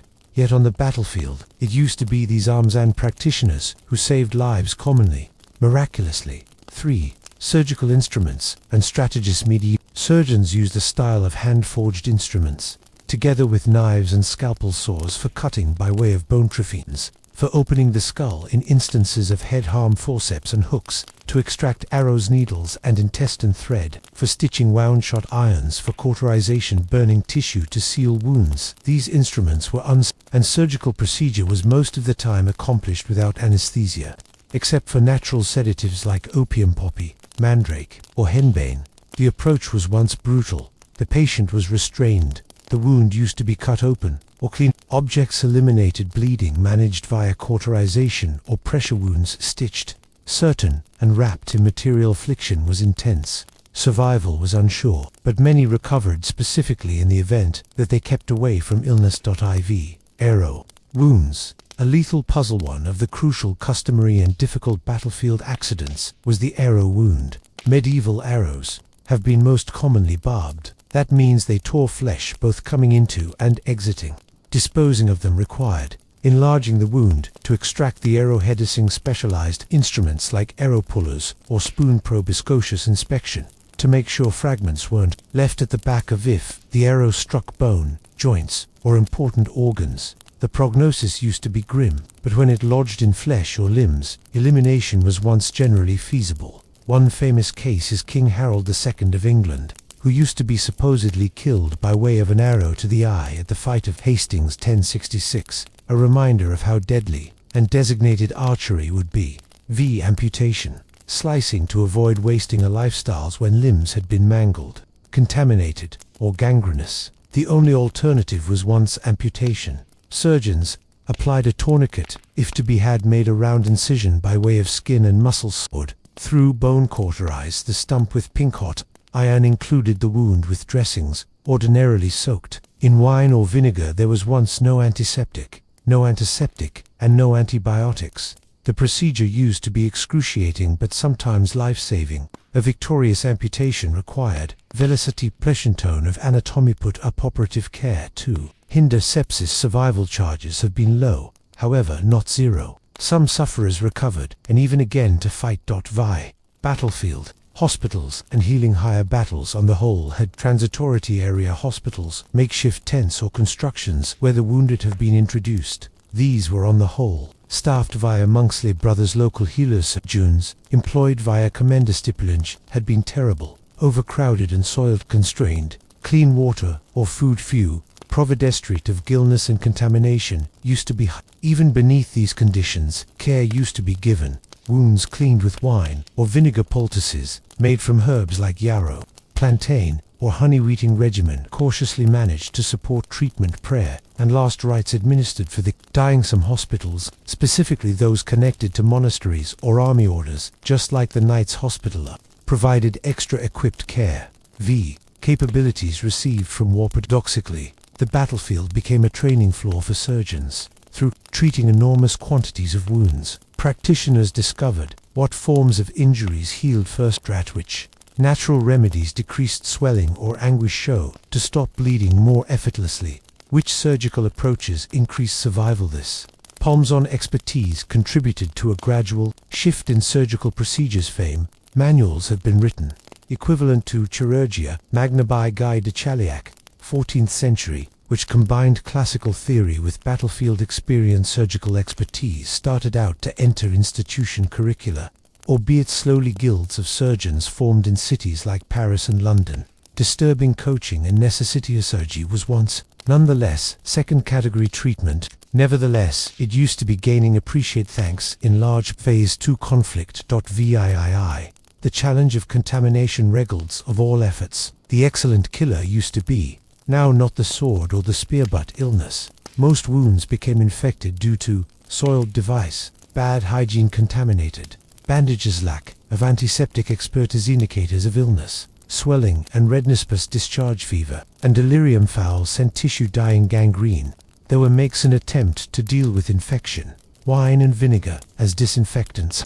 Honey, which has antimicrobial residences. Herbal salves with garlic, onion, and sage. Some healers even famous the color and smell of pus as warning signs of recovery or hazard, yet without germ idea. Success was hit a pass over Ikes, psychological and religious dimensions. Medieval infantrymen didn't simplest undergo physically, they faced religious and emotional trauma, peculiarly if they misplaced limbs or had been permanently disfigured. Many believed wounds have been divine punishment. Knights, wounded in fight, might see their injuries as holy martyrdom. Healing was most of the time accompanied by using confession, prayer, and pilgrimage. Some squaddies, after surviving brutal accidents, entered monasteries or became hermits, thankful to have lived, but deeply modified. That the church played a twin role, caring for the in poor health and framing suffering in theological phrases. X. Innovation within the shadows. Now, not all medical developments got here from elite physicians. A lot. Innovation was once realistic and born of necessity.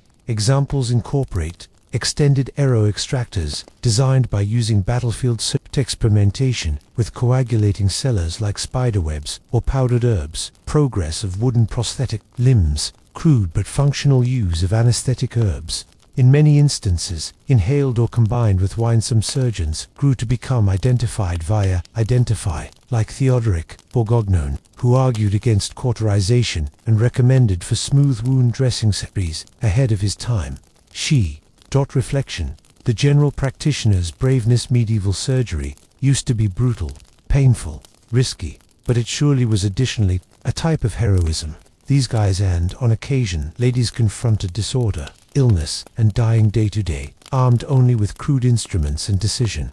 They were not butchers. They had been craftsmen underneath strain, improvising in the midst of chaos. Conflict, though a tragedy, pressured remedy to confront reality. Concept gave solution to expertise. Palms and potential grew, and from the blood of countless battles, a more equipped and courageous type of care commenced to emerge.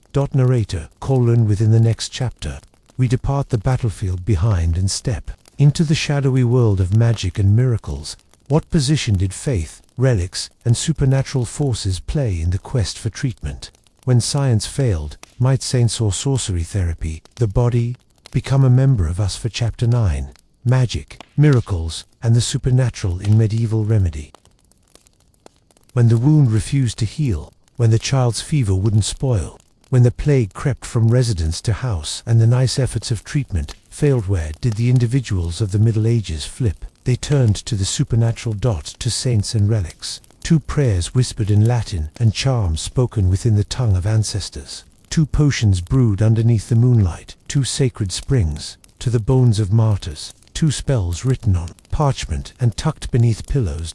In a global where death used to be close and medicine unsure, religion and magic were ordinarily, distinguishably and equally foremost. This chapter explores the blurred lines between science, religion, and superstition in medieval treatment. It's a journey by means of holy shrines and haunted forests, where the sacred and the unusual walked hand in hand.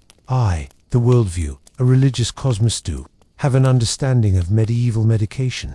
We have to first realize how folks saw the arena. The medieval worldview used to be religious and symbolic. The universe was once created by using God, sustained with the aid of divine order, and filled with signs, omens, and moral, which means sickness used to be not often obvious as a random biological occasion. It was a punishment for sin, experiment of faith, influence of demonic influence, a final result of cosmic imbalance. In this context, therapy worried more than the physique. It required the soul, the heavens, and the hidden forces that moved between them. 2. Saints as healers, the holy intercessor, the absence of effective medication.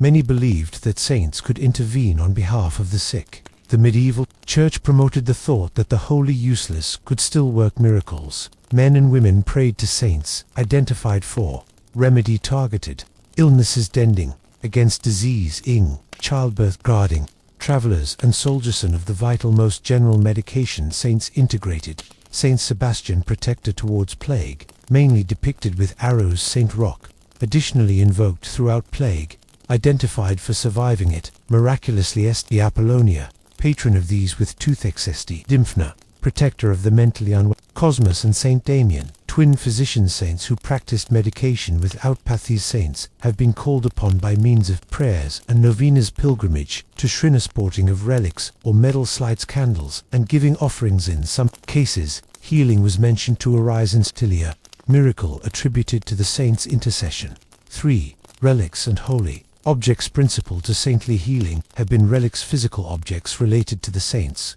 Christ, or the Virgin Mary.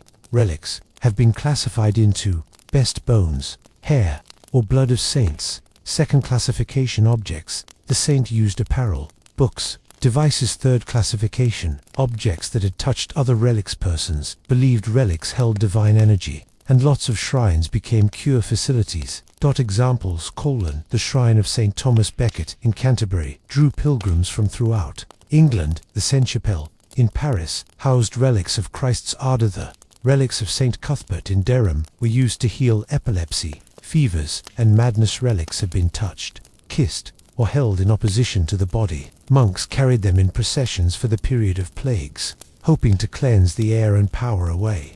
Health problem. Some towns constructed complete economies round their relics, and the pilgrims they ate. Tractediv. Pilgrimage as treatment. To talk over with a sacred site was no longer simply an act of devotion. It used to be a form of non-secular medicine.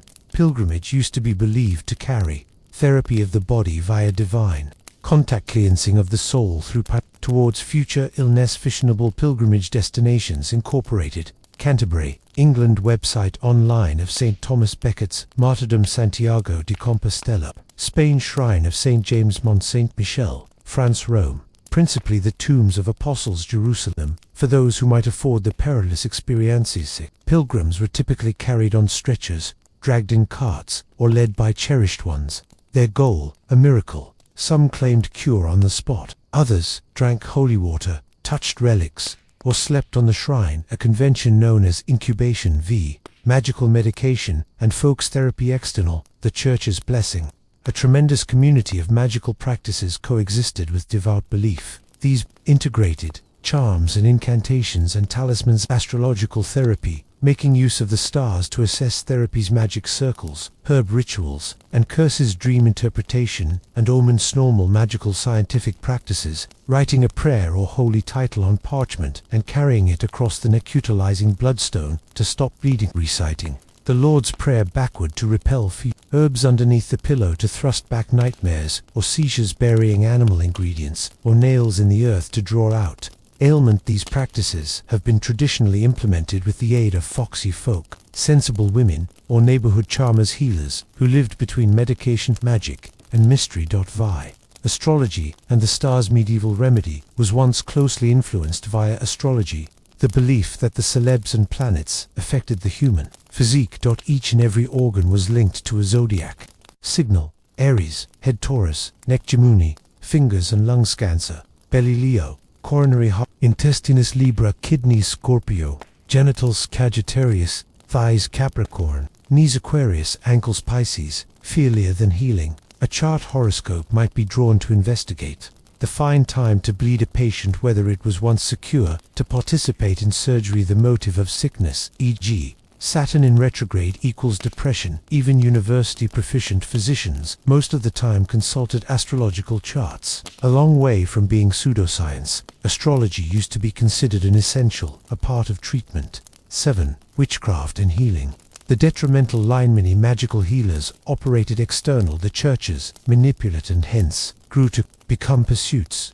Women specifically have been prone to accusations of witchcraft, heresy, demonic treatment. At the same time, some therapy rituals have been tolerated, mainly if cloaked in Christian phrases. Others had been seen as threats. Accused witches were blamed for causing health problem by means of curses. Therapy: herbs with demonic energy, practicing midwifery without church approval, interfering with God's will. Be using the 15th century. The worry of witches had intensified. Books just like the Malleus Maleficarum 1487 warned towards ladies healers and midwives, claiming they kill youngsters in the womb, offer them to demons, and make men impotent. Thousands of women throughout Europe were completed in the identify of defending wellness and morality. 8. Demon possession and exorcism.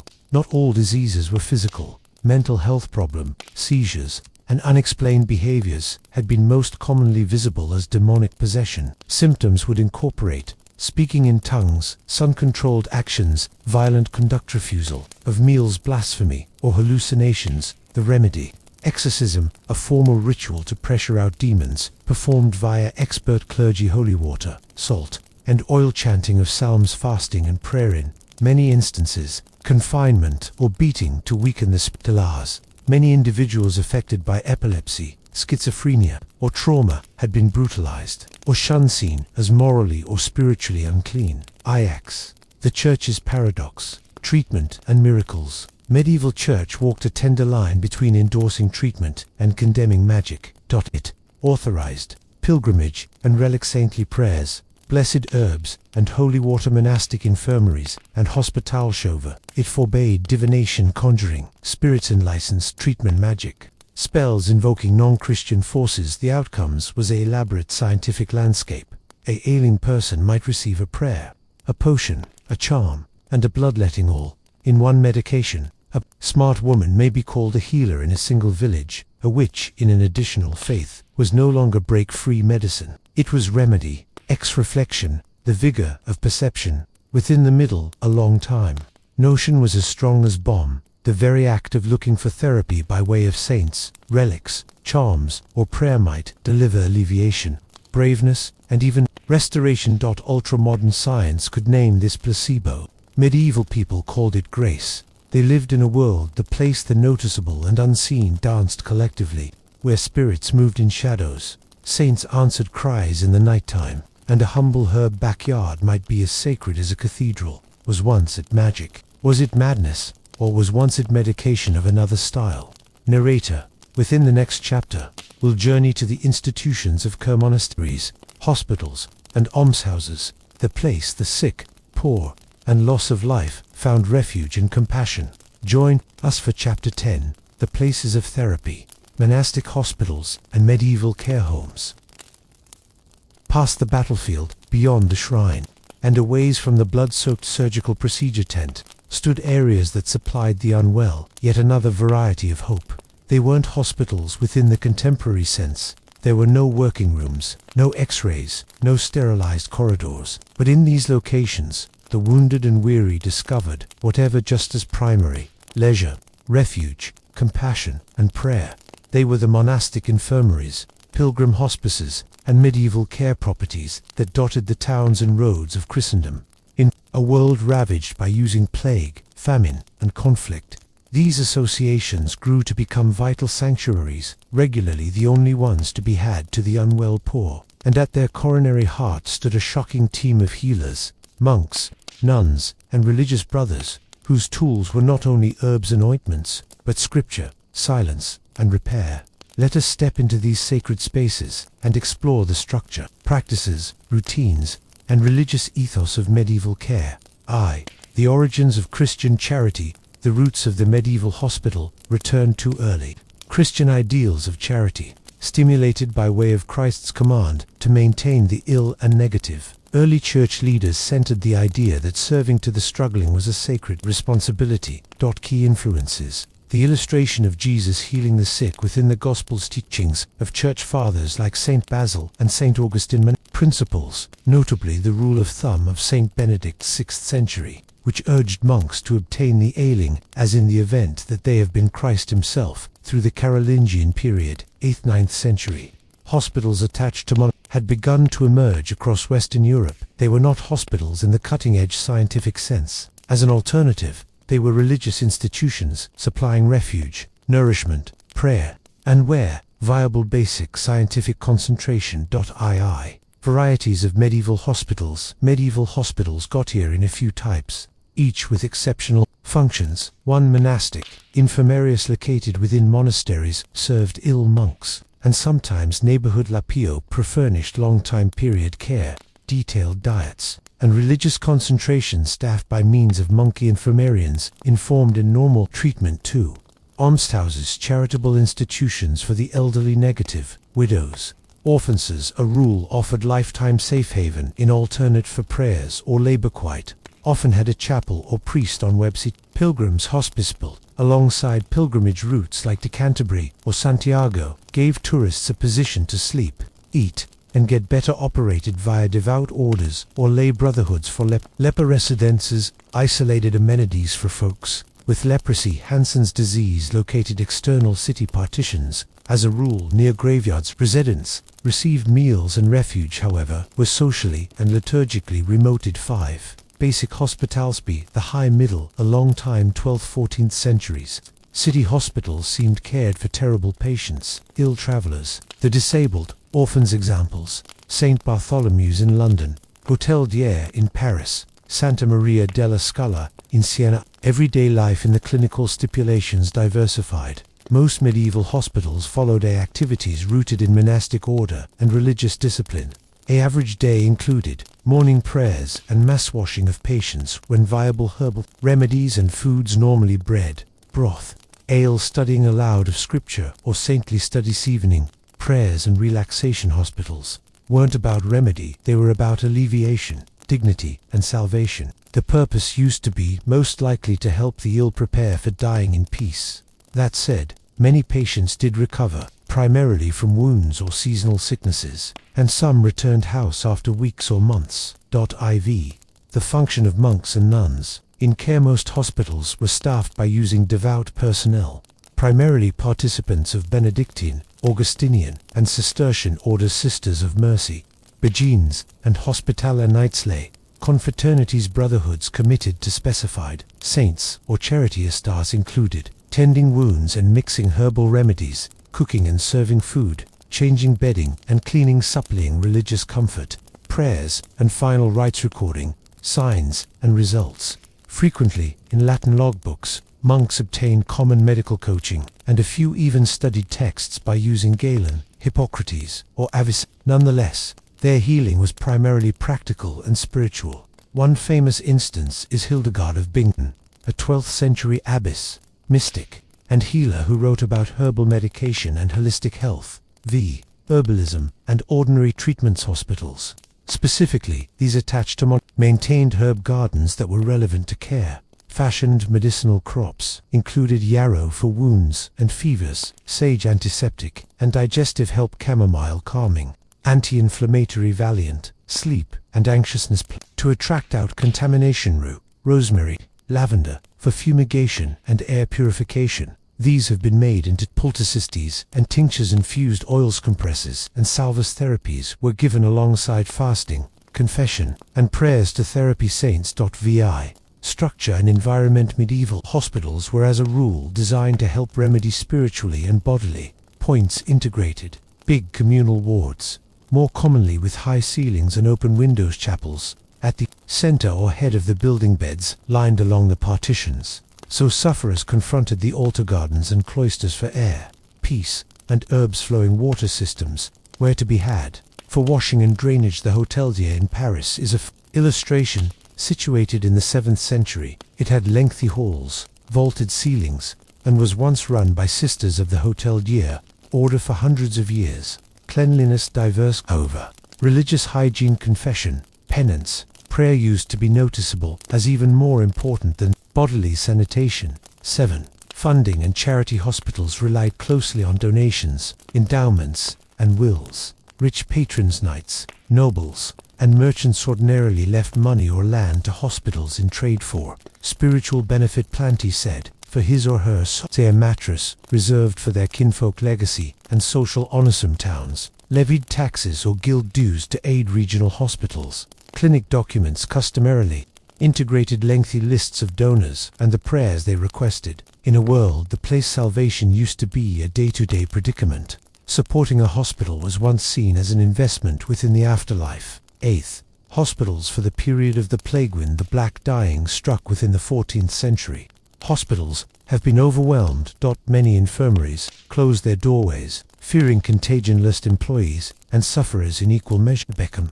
Sites of mass burials and chaos. Some hospitals rose to the party, remodeling into quarantine facilities or plague houses with separate wards for contaminated patients. And strobe or timber obstacles round entrance. Spatial employees, on the whole prisoners or volunteers, paid additional for chance. Nevertheless, hospital treatment was once minimal, and the focal point became too comforting. The death and non-secular practice. Ix. The upward thrust of scientific orders based on growing wants. A few religious army orders emerged that blended healing with knighthood.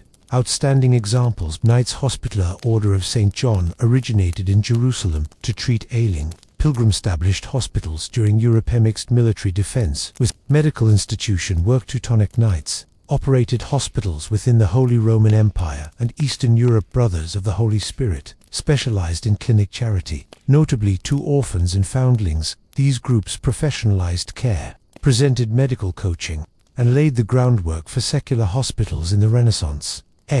Towards a new era of hospitality. Means of the late center. A long time, hospitals commenced to shift from monastic to municipal control. From secular residences to scientific associations, from general shelters to specialized care, e.g., maternity, plague, mental illness. Universities like Montpellier, Salerno, and Bologna commenced producing informed physicians who collaborated generally, reluctantly, with hospital employees. The seeds had been sown for the state-of-the-art health center procedure, but the ethos of compassion and Christian charity remained relevant for centuries. Reflection. Greater than a time when treatment was once on the whole helpless, hospitals furnished anything remedy would no longer. Warmth milks are easy mattress a type phrase, priest's blessing. And although many died in these hospitals, they did so surrounded via care and prayer. Now, not within the gutter or the woods. It used to be remedy in the deepest experience now, not simply of the physique, but of the human spirit. Narrator, in the subsequent chapter, we dive into one of the misunderstood figures of the medieval world, the lady healer. Midwives, shrewd females, herbalists, and outcasts. What role did ladies play on this planet of medication? Join us for Chapter 11, Women Healers, Mystics, and Marginalized Voices. Step into a village within the year 1320. A baby is being born in a thatched cottage. The mummy, faded and sweating, clutches the hand of a woman with weathered fingers and constant eyes. The labor is long. However, the midwife is aware of what to do. She's achieved it many times before without textbooks, without permission. However, with a lifetime of expertise passed down girl to girl. That is the story of females healers within the center. A long-time individuals who had been both revered and reviled, foremost and expendable, and customarily operated within the shadows of the medical world. Though barred from universities and formal scientific titles, ladies were important to the treatment economic system of medieval life. As midwives, herbalists, nurses, caregivers, and mystics, they had been the first and commonly final hotel for cure among the negative, the agricultural, and the desperate. And yet, in the same breath, many had been additionally labeled as witches, sorceresses, or heretics. This chapter examines the primary but precarious position of women in medieval medications, celebrated for his or her knowledge, feared for their energy, and in general erased from legitimate histories. I, the female healer, a ubiquitous but invisible figure thou, absent from legitimate scientific texts or institution rosters. Women have been far and wide in medieval healthcare. They delivered toddlers, dealt with wounds, made salves, and comforted the death. Correctly, for far of the rural population, a lady healer used to be the one physician they'd ever come across. Common roles integrated. Midwives, experts in childbirth and postnatal care, shrewd women, community herbalists and folks healers. Nurses cared for babies, notably in noble households, caretakers, nuns, mothers, and other halves who tended to the ailing at-home herbalists, and potion makers working with plants, oils, and roots. They labored no longer in lecture halls or hospitals, however in kitchens, gardens, cottages, and convents. Midwives, guardians of existence and dying domong, all ladies healers. Midwives held a uniquely sacred and hazardous situation in society. Their duties incorporated aiding labor and delivery, slicing the umbilical cord, and caring for the new child, managing postpartum bleeding and issues, baptizing babies in emergencies when monks weren't available, advising women on fertility, contraception, and miscarriage. Midwives had been frequently trusted and respected in their communities. Some were formally licensed with the aid of the church, especially in urban areas. However, most operated based on expertise, repute, and lineage, with talents handed down by means of generations. Additionally, they confronted serious risks. If a mum or youngster died, the midwife could be blamed. They were most of the time accused of using charms, spells, or magical herbs. Church officers monitored them for unorthodox practices. Regardless of this scrutiny, midwives remained quintessential, chiefly in an nation. The place childbirth used to be a main intent of demise for females. 3. Convents and cloisters. Ladies' medical studying. At the same time, secular ladies were excluded from universities. Nuns and abbesses observed unique approaches to gain knowledge of and observe medicine. Monasteries and convents on the whole ran infirmaries and hospices. The place nuns served as nurses, herbalists, and caretakers. Some brilliant figures: Hildegard of Bingen, 1098 to 1179, German abbess, mystic, and healer, wrote Physica and Cassie et Cure, texts blending theology and treatment, a decadent holistic therapy by means of weight reduction plan, herbs, and religious steadiness. Trotter of Salernity, feminine medical professional, associated with the University of Salerno, wrote the Tratu, a collection of texts on ladies' treatment linked to issues like menstruation, fertility, and childbirth, later attributed incorrectly to male authors because of misogyny. These examples exhibit that, within the cloister, women might domesticate scientific competencies, albeit within strict religious boundaries. IV. Herbal advantage. Generations of green knowledge. Lengthy. Before universities catalogued drugs, females had been cultivating and making use of herbs for healing. In most villages, it was the ladies of the household who grew medicinal herbs in gardens, knew when to reap and find out how to dry them. Ready teas, poultices, and syrups passed recipes and remedies orally by means of familiarly fashioned herbs, and there makes use of yarrow, stopped bleeding mugwort, eased menstrual affliction, paneer oil, used for contraception or inducing menstruation, dangerously aided digestion, wormwood used to expel worms and parasites, mandrake, and henbane narcotics for agony remedy used cautiously, many of those remedies labored, and but the equal vegetation that healed might also condemn a woman as a witch. Females and the reduced medicine. Scholars of the time divided treatment into excessive and low forms. High medicine, practiced by guys headquartered on Greek and Arabic texts. Low medication, practiced by means of women and lay people, established on hands-on expertise, way of life, and commentarifmols had been relegated to the low, even once they saved lives. This division reinforced a gender hierarchy. Guys were rational and scientific, ladies had been emotional, instinctual, and superstitious, yet many female healers possessed deep empirical competencies, even if they under no circumstances wrote a word or wore a robe. The witch hunts. Healing turns into heresy. With the aid of the late 15th century, the world commenced to turn towards its female healers. Factors included the upward push of centralized devout authority, specifically the Inquisition worry of heresy, magic, and pagan practices, misogynistic theology that noticed females as weak, lustful, and effortlessly corrupted, the growing professionalization of medication, which excluded women. Holy texts, just like the Maleficarum 1487 warned that midwives and herb females had been witches in cover, murdering infants, poisoning men, and consorting with the devil. Countless numbers of women throughout Europe had been tortured, confessed beneath duress, burned at the stake, or hanged, branded as witches. More often than not, for readily working towards medicine without a license. What had as soon as been sacred advantage grew to be criminal. A healer's herb garden grew to be a witch's apothecary. Unwritten histories and misplaced names. All know the names of male physicians: Galen, Avicenna, Paracelsus. However, most women healers stay nameless, their legacies buried underneath. Oral subculture mistratrintian silence, only fragments survive. Recipes jotted in household books, mentions in court documents or Inquisition's folks, songs and superstitions. These unnamed females kept communities alive for the period of plagues, healed the wounded when no general practitioner got here, and introduced generations safely into the arena. Their erasure is one of the greatest losses within the history of medicine. 8. Resistance and survival regardless of persecution. Some women healers observed ways to proceed, working secretly, in hidden rooms and twilight hours, passing knowledge to daughters, nieces, and apprentices, integrating devout rituals to look after themselves from suspicion. Collaborate with, relied on monks or noble shoppers who shielded them in some places. Ladies remained healers good into the modern-day interval, chiefly in rural communities, where functional outcome mattered greater than respectable titles. The legacy of their work lives on in folk treatment, herbal traditions, and even modern-day midwifery.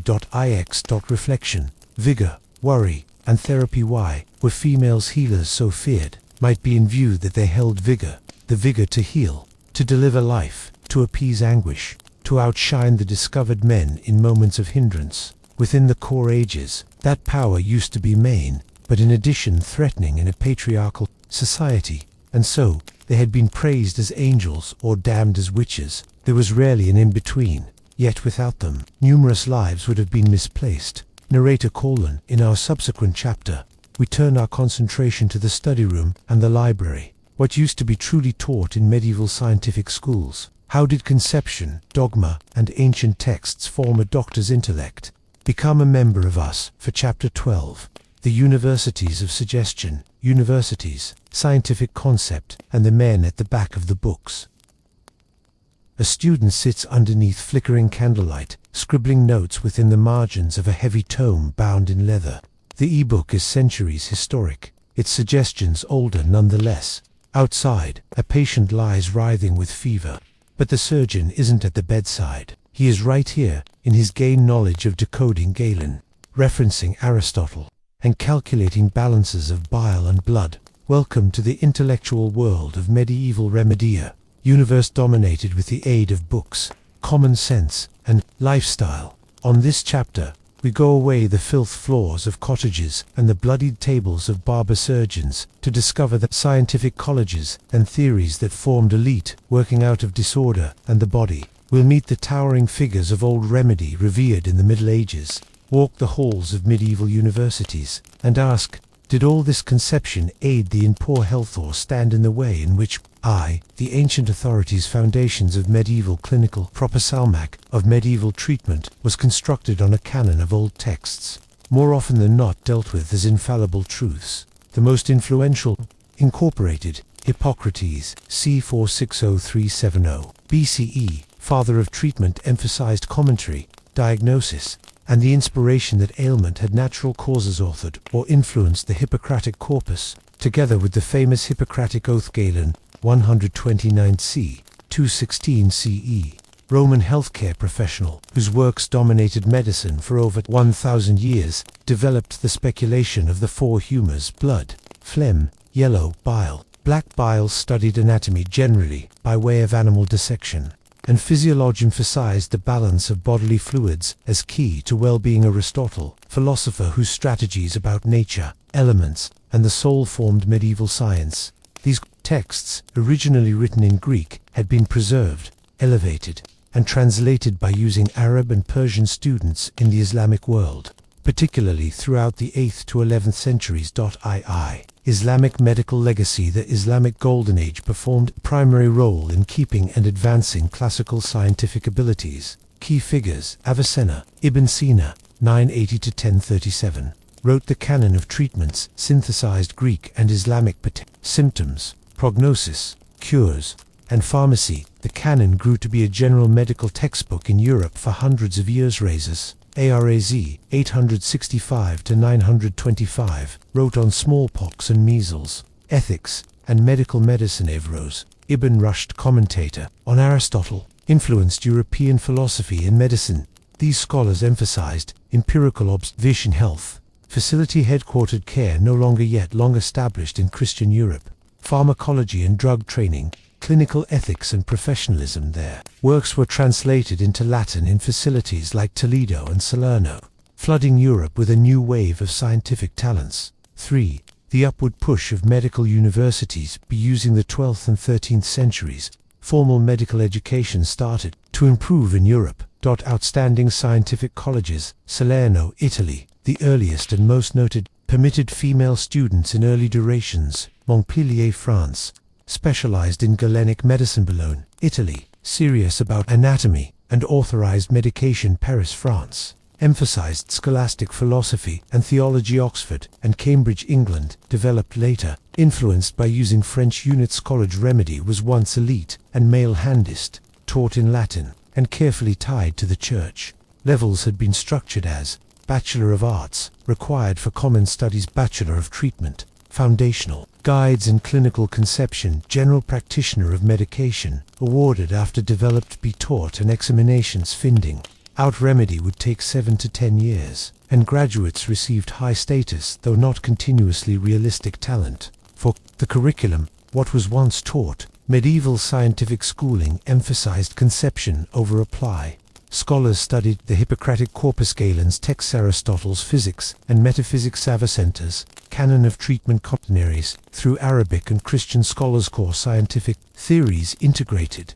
Humoral concept, wellness, relied on the steadiness of 4 bodily fluids. Zodiacal medication linked physique, ingredients and therapies to astrological signs. Miasma, conception, sickness brought about by way of unhealthy air or corruption of the atmosphere. Sympathetic medication notion in invisible forces linking organs, stars, and treatmentulars. Additionally learned clinical ethics, including the healthcare provider's responsibility to God and to prevent overcharging the poor, but hands-on training was confined. Dissection used to be rare and more commonly forbidden as a result of devout considerations. The humors, medieval body and soul. Most influential thought in medieval medication was once the speculation of the 4 humors, inherited from Hippocrates and Galen. The 4 humors had been humor: aspect, characteristics, related organ character; temperament, blood, air, hot and moist; heart, sanguine, cheerful; social, phlegm, water, bloodless and moist; brain, phlegmatic, calm; sluggish, yellow bile, fire;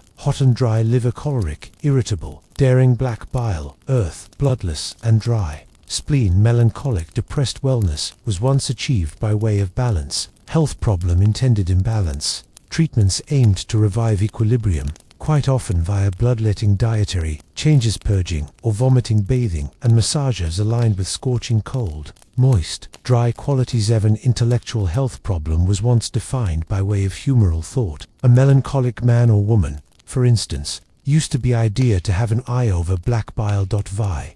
Diagnosis and prognosis. Medieval physicians approached prognosis by way of pulse and urine evaluation. Urine was once examined for color, odor, readability, and even tasted. Urinoscopy, particular urine charts, helped healthy symptoms to humoral imbalances. Astrological charts. Physicians timed remedies in line with lunar phases or planetary alignments. Detailed days had been considered lucky or unlucky. For surgeries, for historical past questions about way of life, desires, weight loss plan, feelings, and atmosphere. Prognosis used to be an essential part of the job. A physician who would predict the course of a sickness, even supposing he couldn't treatment it, used to be considered skilled. 7. Tensions between theory and observed. Collegiate proficient physicians hardly ever touched patients. They diagnosed, prescribed, and theorized, but left therapy to others. Similar to barber surgeons, apothecars and nearby healers, this ended in a division of clinical labor. Physicians, male, elite, Latin talking, university, and for med-surgeons, handbook. Laborers, in general, looked down on healers, folk-based, regularly women, more often than not, criminalized extent, and now argue that elite medication was once indifferent from real suffering, extra involved in quoting Galen than curing fever. 8. The healthcare professional's role in society. Boundaries. Physicians were respected principally in courts and cities. Their obligations included attending noble households, suffering public well-being, recommendation for the period of plagues, consulting on astrology and triad, debating in university. Sated physicians won notoriety across Europe, together with Arnold of Villanova, physician, alchemist, and religious reformer. Guy de Chauliac, author of Chirurgia Magna, a surgical guide that bridged idea and observed. John of Gadaeston, English physician, recounted in Chaucer's Canterbury Stories. Healthcare professionals looked mattered. They probably wore lengthy robes, carried astrolabes, and used Latin jargon to provoke Ajax. Books, manuscripts, and competencies. Transmission. Civic expertise was once preserved and unfolded by means of manuscripts, painstakingly copied by using hand. Key texts have been saved in monastic libraries, taught by way of lectio, reading aloud, and disputatio, debate, ordinarily decorated with illustrations, including anatomical diagrams, zodiac wheels, and herbal charts. Later, with the invention of the printing press, c. 1450, these texts reached a much broader audience, leading to a surge in medical literacy by way of the Renaissance. Transition to new strategies. With the aid of the 15th century, cracks commenced to show up in medieval idea. Human dissection grew to be more common, chiefly in italicscholars, like Mandino de Luzzi, started to challenge Galen's anatomiclinical. Humanists, influenced by the Renaissance, pushed for observation over tradition. This shift set the stage for latest treatment. However, medieval ideas would stay influential well into the 17th century. Reflection, knowledge, and blind spots. The clinical colleges of the core ages produced brilliant thinkers, devoted to the search for order in the human body and soul. Yet, additionally, they clung to way of life, mostly on the cost of innovation. In their reliance on authority, they neglected opportunities for actual discovery. Still, their work laid a groundwork for the classification of ailments, for ethical care, and for the thought that cure might be taught, systematized, and elevated. In that field, the universities weren't handiest homes of conception, but laboratories of hope. Narrator, and now, our journey involves its final chapter. What did it all mean? After a lot suffering, faith, bloodletting, and blind hope, how can we recollect medieval medication? Was once it real torture, masquerading as treatment? Or was once it the high quality humanity would present in a dark and complex age? Join us for our conclusion. Chapter 13, Reflections and Legacies. What the core ages left in the back of. A person screams under the blade of a barber healthcare provider. A nun prays over a fevered baby. A medical professional charts the stars to diagnose ailment. A midwife wraps a new child in fabric via candlelight. These pics from the brutal to the soft, from the religious to the scientific type. The tapestry of medieval remedy. That was an international defined, now not by readability, but via paradox, religion and superstition mixed with good judgment and inquiry. Charity intertwined with manipulate, and medication that would think as much like harm as help.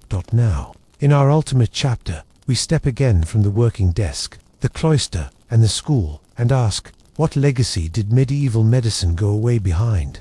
How did this long, problematic generation form? What got here after and the way must we judge it in these days? A world in transition to appreciate the legacy of medieval treatment. We need to see it not as a frozen second in time, however, as a dynamic period of transformation. From roughly the 5th to the 15th century, treatment developed according to the collapse of the Roman Empire, the spread of Christianity, upward thrust of Islamic science, the devastation of the Black Death, the delivery of universities, the beginnings of the Renaissance. It used to be a bridge connecting the world of ancient temples and scrolls to the laboratories and hospitals of the today's age. And like all bridges, it carried contradictions to achievements, the foundations lay despite its limitations. Medieval medication gave us enduring strategies, institutions, and practices. 1. Hospitals as areas of care for the core. A while, hospitals were rare. By using the top, Europe used to be dotted with monastic infirmaries, pilgrim hospices, and concrete hospitals. These locations emphasized compassionate care, food, refuge, and non-secular comfort despite the fact that remedies were rare. 2. Medical ethics there. Medical professionals' obligation to the sufferer, rooted in each Christian charity and Hippocratic beliefs, urged for the duration of this time. Texts confused confidentiality, modesty, and serving without greed. 3. Institution, schooling the core. A while, institutionalized medication as a field of educational learn, even if unsuitable. These colleges gave remedy constitution and reputation, paving the best way for the authentic medical professional for protection of competencies. Medieval students preserved and transmitted Greek, Roman, and Arabic clinical texts. Without their labor in monasteries and translation centers, brand new medication would have lost centuries of gathered knowledge. 3. Screw-ups and limitations, and yet we are not able to romanticize. 1. Lack of sensible innovation over reliance on old texts ended in stagnation.